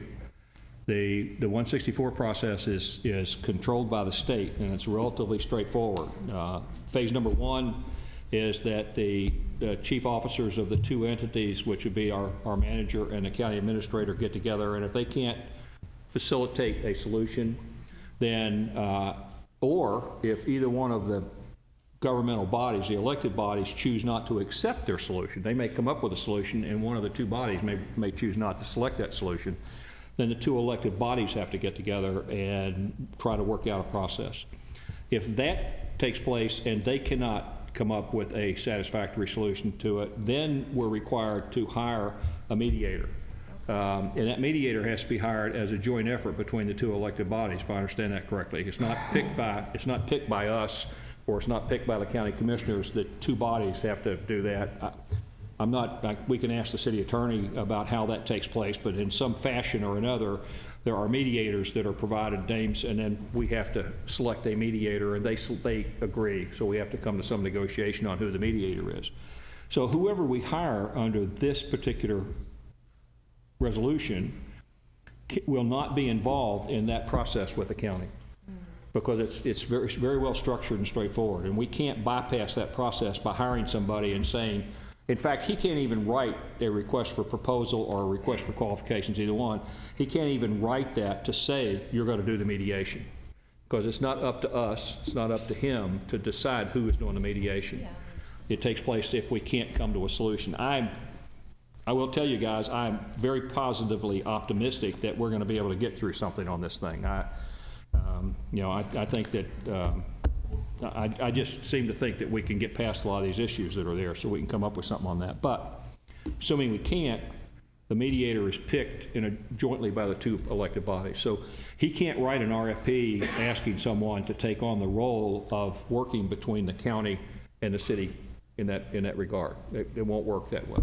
He can write an RFP asking for someone to come in and do all the review processes that the vice mayor asked for, and provide the feedback back to the council on the review processes that they asked for. I will say personally, Kimberly Horn's very, very well known. They're very reputable. I don't have any personal concerns that they will not do the job correctly. I don't think that they're going to be swayed by the fact that they're one of our, we have a continuing agreement with them in which we shell out work to them to do things. They're not going to be swayed by that. I think they're too reputable of a firm to do that. So given the fact that we can't put together a request for proposal that includes mediating between us and the county, I'm in favor of continuing with the Kimberly Horn process, because just to put together an RFP, a city manager can address this, we're talking about maybe 6 weeks to get through the RFP process. Something, I don't know, you can address that. Maybe a little longer, because you have to do, there's several steps. I wish Anne Marie was here. You have to do the advertising, you have to do the submittal time, then you have to do the scoring, then you have to bring it to council. Yeah. So there's some time frames in there that May make it 2 months. So, and the fact is that what's going to happen here, and I don't know when it's going to happen, it might be tomorrow, it might be next week, but at some point in time, this is going to become very fast-tracked, because the court is going to make a decision. And they're going to make that decision, and the minute they make that decision, assuming it goes the way I think it'll go, we're going to be right into the 164 process, okay? And so, since it's going to be very fast-tracked, and the vice mayor was asking for us to get someone to review the process that we went through, I would think that we should try to facilitate doing that quicker than later if we can. And I think Kimberly Horn can go to work within a week or tomorrow or whatever, and can begin to review the documents and review the process and provide the feedback. So hopefully we will have their feedback about the same time that this thing kicks off. So that's just my input on this. I'd like to comment on that, if I may? Yes. What occurred was the public was so upset that there was lack of transparency on this whole annexation. My idea to bring the consultant in, let the public see what happened, let them give us a report, how it happened, how the vote went down, and make sure that the city did everything correct, because there's so much questions. There's a cloud of impropriety, is what's being said. So I'm looking for clarity. If we say we go with Kimberly Horn works for the city at the present time, again, they're going to say, here's a cloud of impropriety. You know, so. I have a sympathy for you, but my issue is that, you can't stack conspiracy theories with conspiracy theories. And I understand that there's a gigantic cloud, that there's still people out there who think that the city did some yigging and yanging, and quite frankly, we followed every legal process we needed to follow. And I agree that the cloud is there. I just don't understand why people would assume that Kimberly Horn, who's an extremely reputable firm, I mean, this would be kind of like hiring an attorney and saying you don't want to hire him because he's worked for somebody before. They're extremely reputable, and I just don't understand why people would think that. I'm not taking that away from Kimberly Horn. Yeah. What I'm saying is, make it clear that there are no improprieties. That's all I'm saying. Get an independent. And is it the feeling of the council that Kimberly Horn can't do that? I think we're getting ahead of ourselves. I personally think, and maybe the city manager can chime in on this, but I'd like to look at the options where we're waiting to hear back from the judge. I'm not sure how long that's going to be. Could be 2 weeks, could be 4 weeks. So we go ahead and set this in motion to retain Kimberly Horn to do a look and see on all our documents. Let's assume that the judge recommends it back to the council for rehearing. The annexation was not done properly, and assuming people did not get their due process. Where are we then with Kimberly Horn? They've already started a process to review documents. Or let's look at the other way. Let's assume that it doesn't get remanded back, and let's assume that the judge orders in favor of the city, where Audubon Society loses. And then we have this in progress. Where do we stand? Maybe the city manager will elaborate. Thank you. So the question that was raised was from the vice mayor in his motion was just to look at all of the documents that were submitted by the consulting engineer from Scholke to see if his analysis of traffic, if his analysis of the density, if his analysis of the proposed taxes, his analysis of the cost to provide for the water and sewer, and if staff's documents correlated that. It was been asked by council members, we didn't have an engineer on staff, did we just take their word for it? I may be speaking for Vice Mayor Motti, but I think that his concern was, let's have that second look. That's why I thought Kimberly Horn would be a good choice. I talked about that when we had the meeting. I think it would be good to know, to have a second look at that. Whether the judge decides whether it went our way or it goes the other way, we still want to know if the analysis, I think it's a good idea to know if that analysis was correct, to have that second set of eyes. I think Kimberly Horn is going to be very unbiased. Their professional licenses are on the line. They can have it done in weeks versus months of that. I'm open to whatever council wants to do. The reason this is on is because I want to make sure I get clear direction from council on how to proceed. And that's the only reason. I'm not saying it's good or bad. I just want to know what the direction of council is so that we can get that information out there. That information has been questioned. Is the density right? Is the tax dollars right, as I mentioned before? And we can look at that and get a third eye on it, reviewed by another engineer. Okay. And I think that you had two questions, one related to whether we win the suit and one related to whether we lose the suit. And personally, I think that the Kimberly Horn document that they would produce would be valuable to us in either direction, because if we have to rehear it, we have to rehear it. That means that the council, it has to come up before council again. Right. And if we have this third-party review of the work that was done, it would be very beneficial for us to have that. If we don't have to rehear it, then we have to go into the 164 process. And I think it would be very valuable for the council to have this document available to it as we begin that process, because the 164 process, as we get involved with dealing with the county commission, is going to be easier for us if we see things from this Kimberly Horn report that may be counter to what we thought we saw. Okay, so I think that the report's going to have value on both sides of that, whichever happens with the lawsuit. And I think it would have a great value to the council in seeing this. The other side of that is that there's been a gigantic amount of speculation on the part of a lot of people. Our staff didn't do their job, and I think it'll be very valuable for us to see Kimberly Horn let us know whether they think our staff did their job. I'm very comfortable thinking that Kimberly Horn might come back and say, these engineering specs are different. We think they're different. We don't think maybe this density is the same. We don't think maybe these numbers are right. But I don't think they're going to come back. I think they're going to come back and tell us that our staff tried to do the best job they could, which I think would be very beneficial for a lot of people in the public who think that we didn't do that. So I see a win-win no matter what if we do this report. And I think the sooner the better. That's the reason that I like the Kimberly Horn process on it. Mr. Dodd, if I Yes. could. Thank you, sir.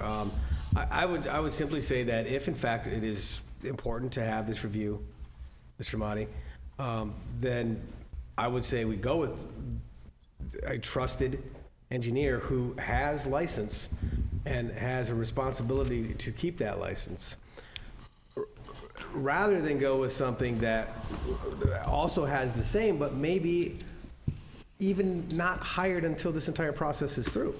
So we could get word from the judge tomorrow and start the process with the county the following week, and within 3 weeks, we're done with this. And then we're still in the process of trying to hire an attorney to see if we did it right. So if you want clarity on this, fine, I've got no issues with that. And I don't care which way we go, quite frankly. But if you want clarity on this prior to going through the county with the 164 process or whatever it is, then my suggestion would be to go with Kimberly Horn, as that will actually be something that's done in a timely manner that may actually be relevant to what we're doing. Otherwise, I don't think there would be any relevance in it, because this process would probably be finished prior to their ability to actually review the documents. So that's all. Do you have anything you'd like to add? Let's have the council take a vote on it then. Okay, then I'm going to make a motion. I'm going to make a motion that that the city manager move forward with his consulting contract with Kimberly Horn. Do I have a second on that? Yes, sir. Okay, so a motion and a second. Any conversation on that motion? Let's have a roll call, please. Vice Mayor Motti, No, I'd like to see an independent. Councilmember Gilliams,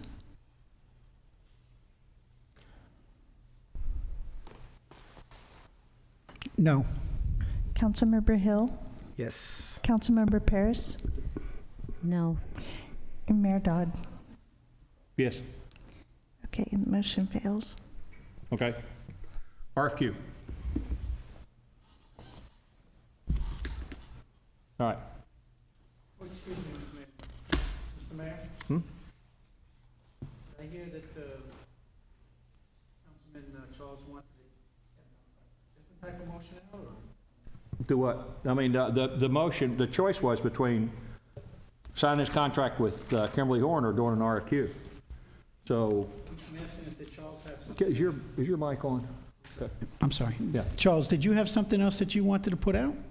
No, I did not. You didn't? Okay, I just wanted to get clarification. I mean, that was the Okay, thing. that's fine. Okay, so here's what I'm going to propose that we do.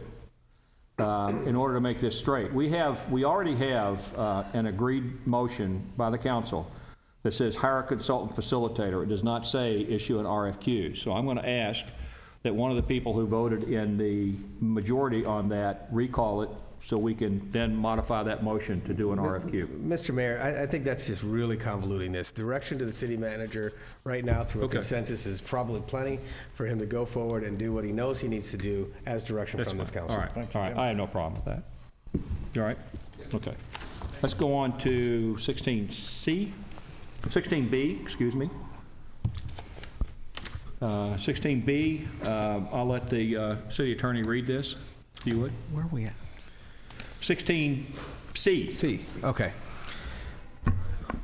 An ordinance of the City of Sebastian, Florida, amending Ordinance O-19-06, Fire Prevention and Protection, renaming Article 2, adding new subsection B to Section 42-28, to require all fire protection system reporting be submitted electronically as specified, renumbering subsection C, D, and Section 42-28, providing for severability, providing for codification, providing for conflicts, providing for scrivener's errors, and providing for an effective date. All right, city staff?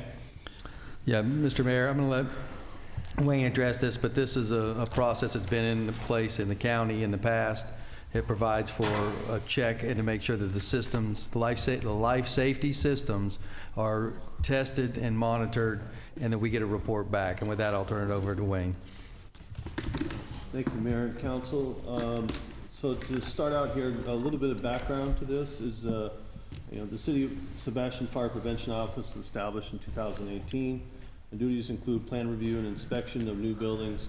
Also includes special event inspections and performing annual inspections on, commercial properties in accordance with the Florida Fire Prevention Code. Commercial buildings containing fire and life safety systems such as fire sprinkler systems, fire alarm systems, hood systems, all other fixed fire protection systems, they require maintenance and testing on a regular basis to ensure proper operation. Owners of the commercial properties with fire and life safety systems are responsible to have that testing and maintenance performed by third-party contractors on regular intervals as indicated by the code. The owners are required to keep those records on the premises for inspection. The purpose of this ordinance is to provide a means in which these reports can be uploaded through a web-based designed electronic fire inspection reporting system.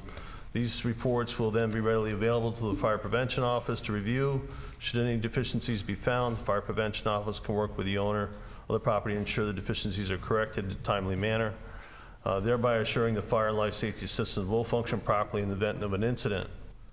So the benefits of this is early detection, any potential serious problems that could render the system inoperable. Early detection is the key to life safety when it comes to these systems.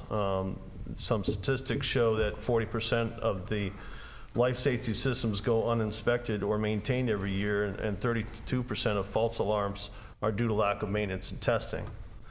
So electronic submittals to the Fire Prevention Office will save time, limited resources, being able to conduct these annual inspections to assure these systems are being maintained.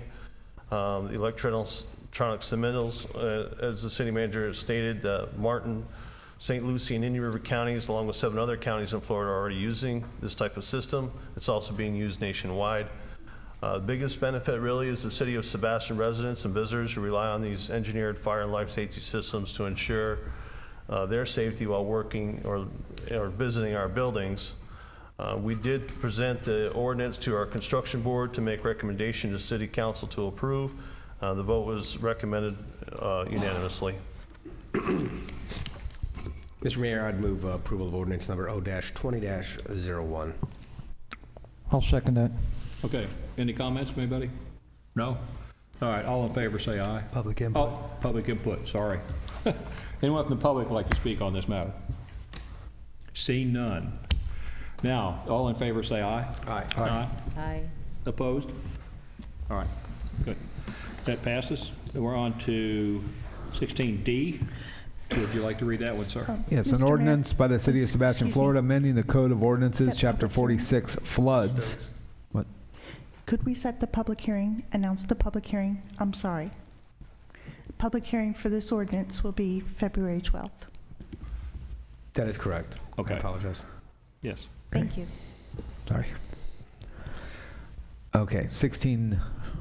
D, this is the first reading. First reading. And the second reading is on February 12th. An ordinance by the City of Sebastian, Florida, amending the Code of Ordinances, Chapter 46, floods, to make modifications to bring the regulations into conformance with the most current FEMA-approved floodplain management ordinance for Florida communities that is coordinated with the Florida Building Code, providing for applicability and severability, providing for codification, providing for conflicts, providing for Scrivener's errors, and providing for an effective date. All right. Mr. Mayor, this floodplain ordinance is one of the requirements by the Federal Emergency Management in order to be in compliance with our community rating systems, which we score very well. And they've made these recommendations nationwide. They're somewhat minor in nature. Wayne is here to address any specific questions you have, but we recommend approval for the fact that it does help our residents with their floodplain insurance. Mr. Mayor, I'd move approval of ordinance number O-20-02 and set the public hearing for February 12, 2020. Second. All right, we have a motion and a second. Any comments? All right, all in favor, signify by saying aye. Public input? Public input? Oh, I'm sorry. Public input. Anyone from the public want to speak on this matter? You keep it up. I need that. All right, see none. Now, all in favor, Aye. signify by saying aye. Aye. All opposed, same sign. Motion passes 5-1. All right, now we're on to 16E. Mr. City Attorney, would you read that, please? Yes, a resolution of the City of Sebastian, Indian River County, Florida, rescinding resolution number R15-10, establishing the dates and times for city council meetings and workshops, revising start and end time, adopting Robert's Rules of Orders, providing for procedures for agenda preparation, agenda format, agenda modifications, public input, public hearings, and verbatim transcripts, providing for repeal of resolutions or parts of resolutions in conflict herewith, and providing for an effective date. Okay, Council, you have on 137 of our packet, Resolution R20-02, which is a revision of our procedures that were originally set up in R1510. The changes that are made on this are in page 141. It's moving public input to item 7, which is after proclamations and awards. And that's the only change that's been made in this document. Are there any comments?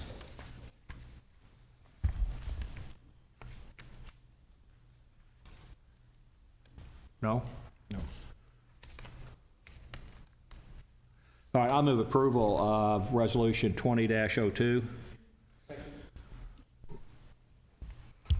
We have any public comment? Got it. Seeing no one from the public wants to comment, all in favor signify by saying aye. Aye. Aye. Opposed, same sign. Passes 5-0. Aye. Aye. Opposed. Oh, you opposed? All right, that's 4-1. Okay, we're on to the city attorney's matters. Yes, Mr. Mayor. I was asked about two sunshine issues that had taken place and was asked to evaluate them and determine whether or not there were any problems with the items that took place. Taking them in order, the first one was regarding several members of council that attended a board meeting of the Natural Resources Board and made comments at that board. Looking at that, and I was not at the meeting, but I watched the video of that meeting several times to determine what took place as best I could tell from the video. There is a couple of things that just deserve being commented upon that were done or said that I just want to clarify, really important. One is there was comments made by elected officials that got to the podium and then said, well, I'm here speaking as a private person. And kind of like I said earlier in the meeting, just to make sure everyone understands that when it comes to sunshine and public records and all that, you know, your elected public official role is not one you can step out of for purposes of sunshine law or public records. The other thing that was stated at the meeting was that it was okay that multiple members of council were there because it was a public meeting itself and publicly noticed and televised and everything. And I just want to make sure everyone understands, and this goes for our board members too, on all of our boards. You're only secure under sunshine when you're at your own board meeting. So if you're a member of Planning and Zoning Board and it's a notice meeting for planning and zoning, that's fine. You can't show up to any meeting. And I would be saying the same thing. If we had two, P&Z commissioners here and they both wanted to talk about something that was coming up on one of their future meetings, I would stop them here too and say, yes, this is a city council meeting, it's a public meeting, but it's not your meeting. If at any time council wants to have joint meetings, that's done a lot in a lot of places everywhere in the state, where you could have a joint meeting. If there's some issue coming up and you want to have a joint meeting of, let's say, the Natural Resources Board and the City Council in order for both boards to discuss things, you can do that. Then both boards have been noticed for that meeting. But otherwise, you can only speak and not violate sunshine if you're at your own meeting. That all being said, after watching Councilwoman Paris came to the podium, said a few things. The things she said were very innocuous. She congratulated the board, thanked them for what they did, reached out to them, said, if any of you ever need us, you know where to find us, on and on, and she sat down. There was absolutely no problem with anything there. Councilman Gilliam's got up. He got a little bit more into the business of the city, talked about the budget, talked about, some of the items that were coming up and stuff.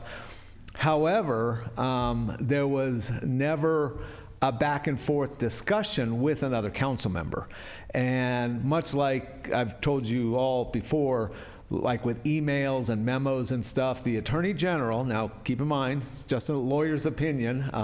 If you ever go into court and you only have an Attorney General's opinion to support you, you're usually on thin ground because judges can ignore those very easily. But when we come to sunshine, that's about all we have because there are not a lot of published cases on sunshine law. It's mostly Attorney General's opinions.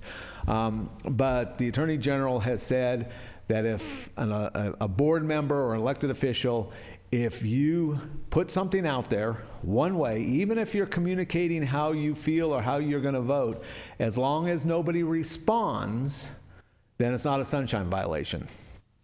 It's kind of a quirk. I know a lot of people have a problem with it because it just doesn't sound right. But the Attorney General has repeatedly and consistently, and I mean, if you go to their website and look, you're going to find a lot of opinions on this where they've said sunshine is a discussion that's taking place, and you can't have a one-way discussion. You've got to have a back and forth for it to be a discussion. That, in at least one Attorney General's opinion, also talked about inferior boards, where elected officials were at a board meeting of an inferior board. They said there's no problem with multiple elected officials being there. There's also no problem with one of them speaking, but as soon as more than one of them speaks and they're speaking on the same topic, and it's it starts becoming a back and forth of what you think, and then someone else responds and says, well, this is what I think, and all that, then that's when you slide into potential sunshine issues. That's not what I saw on the video of the Natural Resources Board. I saw Councilman Gilliam's expressing to the board thoughts about city business. I did not see any other council member responding to that or getting up and commenting on what he was saying or anything. So that being the case, and again, just a lawyer's opinion, and mine's not the one that counts. It would be the state attorney that would have to pursue anything, but I'm not seeing that there was any problem with that. So that would be my opinion, that there was no problem there. Do you want me to go on to the second one, Yes. or do you want to get Go ahead. feedback? Okay, the second one was about whether or not it was a secret ballot taking place when you guys were initially selecting the short list for city attorney candidates. The Attorney General, there was much shorter, a smaller body of Attorney General opinions on secret ballots. Generally speaking, what the Attorney General has always talked about with secret ballots is that when you guys are voting on something, we can't hand out slips of paper. You write what you want on there.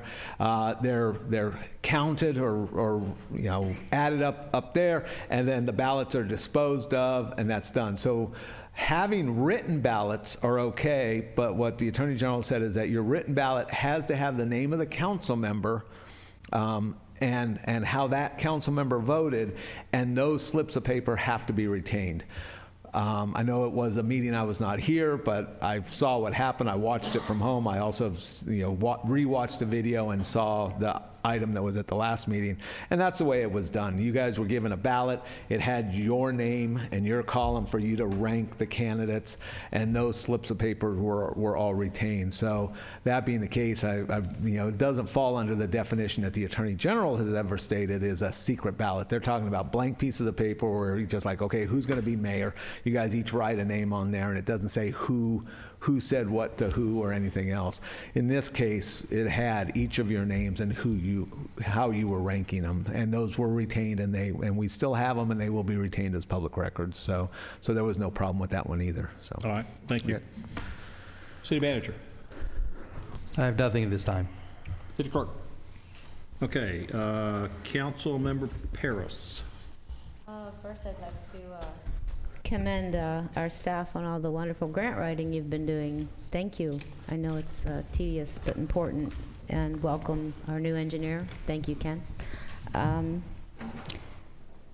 Contrary to other councils' opinions, I differ in the fact that I believe our citizens are very well educated and voice their opinions on research. So, be it there's no scientific proof or proof that glyphosate causes cancer, why not use an alternative? And I do applaud the WOW testing, and I think we're moving forward on the things that the people voted in. And like I said earlier, it's more about what the people prefer in the community. It's your personal preference to what you use at home. It's also your personal preference to your opinions on my character, and I invite anyone to have coffee with me on me personally. I look forward to tomorrow night's workshop, most especially, and I think we will come to some really good solutions, and thank you, Paul, for your hard work with that. Thank you. Okay, afternoon workshop. Today we have an afternoon meeting. All right, Vice Mayor Malty. I'd just like to say we should support Mayfair's bill on the high-speed trains. Yeah, I've got that in my matters to bring that up for us to do that. Yeah. That's fine. Is that it? That's it. Councilmember Gilliams. I just wait for that big apology, that's all. I don't necessarily agree 100% with the attorney's ruling on that one. But that's okay. I'm fine. Councilmember Hill. Okay. Yeah, actually, I just wanted to let staff know that, you are very, very appreciated. The staff of this city is second to none. I've been working up here a good part of the last 2 decades, and I'm extremely proud of the staff that we have in place. I do think it's unfortunate that we're losing Jim, but I do believe that we're getting a very solid city attorney in his replacement.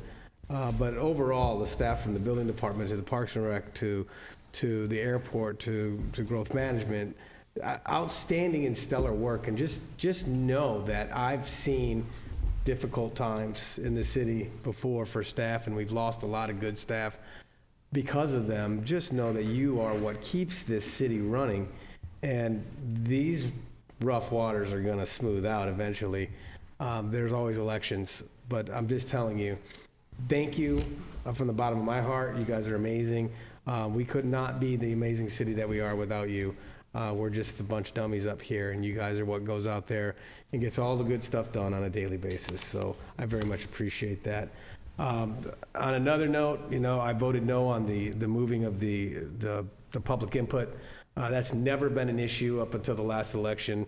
But the constant, ridiculous disruptions that we have in these meetings, I suppose it's needed. But if we didn't have the constant and ridiculous disruptions, we wouldn't need to do those things. So apologize to the public for your waste of time as well. That's all I have.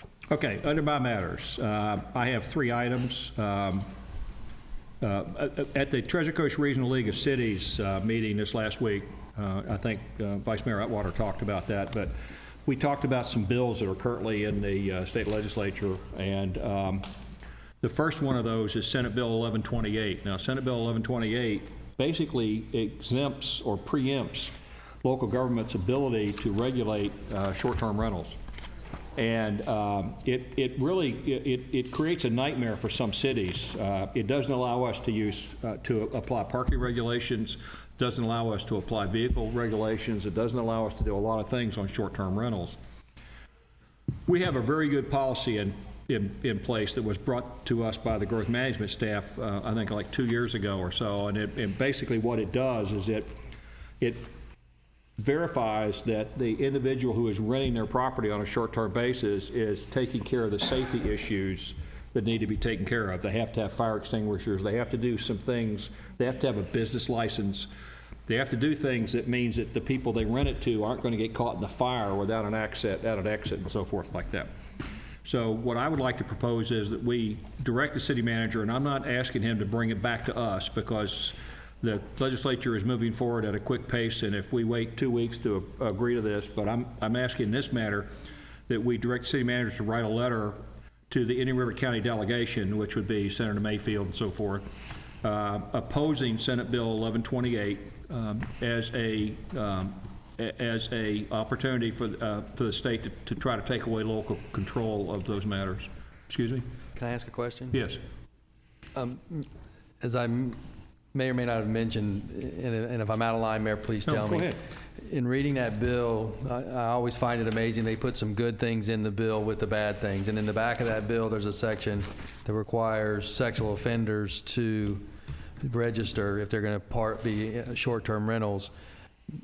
If the council would direct me, I would like to support, at your hearing, support that portion of the bill, or we can reject the entire bill. It's entirely up to you. I just wanted to bring that to your attention because I think that was a good point. It's the way I read it, in my opinion. I don't have any issue with that. With in the letter, we're saying that we reject the state taking away local control over those, and that we support the issue with sexual predators having to register in a short-term rental. Something like that. I don't have any problem with that. Does the council have an issue with that? I mean, we can just do this by consensus. If nobody has an issue with that, No, I have no problem with that, Mr. Mayor, as long as I'm sure you're going to be signing these letters, correct? Yes, I'll sign the letters. He'll produce them and I'll sign them. Very good. Yeah. Thank you. So it'll come from the mayor, yes. Thank you. Again, I have no problem with these. I think we should support them. They're taking our jurisdiction away. Yes. And it's something that, with these short-term rentals, I think our staff better take a second look at our ordinance, because if you look at what happened in Sedona, Arizona, you now have developers coming in, buying up properties, converting them to vacation rentals, and they're driving the affordable rentals out of the area. You no longer have that in Sedona, Arizona. They've taken over the town. We also have a situation where you have developers buying up plots of land, creating minor subdivisions, and converting them into rental units, vacational rental units. They're being built as single-family residents, but their use is rental units. So I think we should look at that a little more carefully so that we have better control on that, so we don't wind up hurting our community with an overabundance of rental units. Okay. Yes, sir. Yes, Mr. Okay. So are we okay with the letter on that one? Yes, sir. All right. Now, the second one is Senate Bill 998 and 818, which are kind of companion bills, but 998 is the one issue. There is a sentence in 998 that's requiring local governments to adopt ordinances that allow accessory dwelling units in any area zoned single-family residential uses, period. What that means is that we no longer will be able to regulate accessory structures in our residential areas. That is correct. Yes, and so I would like the council to agree that the city manager can write a letter objecting to that particular provision of bill number 998. I think the city, I will talk about home rule, but nobody knows what it means. People will think I'm crazy, so let's just talk about local government for local residents. I like that. That's a current that's a current League of Cities thing. Is that we have some really good regulations on accessory structures. and we enforce those regulations, and we've been able to stop people from building accessory structures all over the place. The premise of this bill is all about mobile home parks. It allows some things in here that are crazy, like if a mobile home park is destroyed by a storm, they can build it back without bringing it up to current code, which to me is kind of ridiculous that they're going to allow somebody to build a mobile home, to restructure a mobile home without bringing it up to current code. So they could just bring an old dilapidated trailer in and park it and say, I've rebuilt it. And I oppose that also, but I certainly oppose the ability to say that we can't regulate accessory structures or accessory dwellings. Their objective with this is to allow somebody to build an apartment behind their house. It's been said plain that people can build an accessory dwelling behind their house and rent it, which means that half the residents in Sebastian could build a little 300 and 400 square foot thing behind their house and put it on Airbnb. Mr. Dodd, Mayor Dodd, I beg your pardon. I would suggest that regardless of where you stand on that issue, the issue that whether or not we should have the structure or not, the fact of the matter is it should be based on whatever the local desires. Yes. So this board should be the ones, or whatever board in the future should be the ones that are making the decision on those accessory structures, not the state of Florida. So of course I would support that 100%, whether or not you agree with the accessory structure issue or not. Okay, so the question is the council agreeable to the city manager writing that letter? Yes, sir. Yes, I'm against any eminent domain. I think it's wrong. Okay. Now, the last one is Senate Bill 676, which is Senator Mayfield's bill on high-speed rail. I would tell you, just so you know, at the Treasure Coast Regional League of Cities, I voted against them writing a letter in support of this bill. And the reason I voted against it is it hadn't been brought to this council, and I didn't want to speak for the council on my own. There are some provisions in this bill that require that they build fencing. The city of Sebastian is already going to be in pretty good shape. We already have an agreement on the gates, and we have plans, and we have stuff like that. So, but it does require that they do fencing, and I think that it might be important in some areas. I can think of Old Dixie Highway right now, that it might be highly important for somebody to put a fence along Old Dixie Highway at that railroad track, because the railroad tracks are 8 feet off Old Dixie Highway. So it does require that. So it's at the pleasure of the council as to whether you would like for us to write a letter in support of that bill. City manager might want to make comments about that if he'd like. I don't know. You know, it's entirely up to council.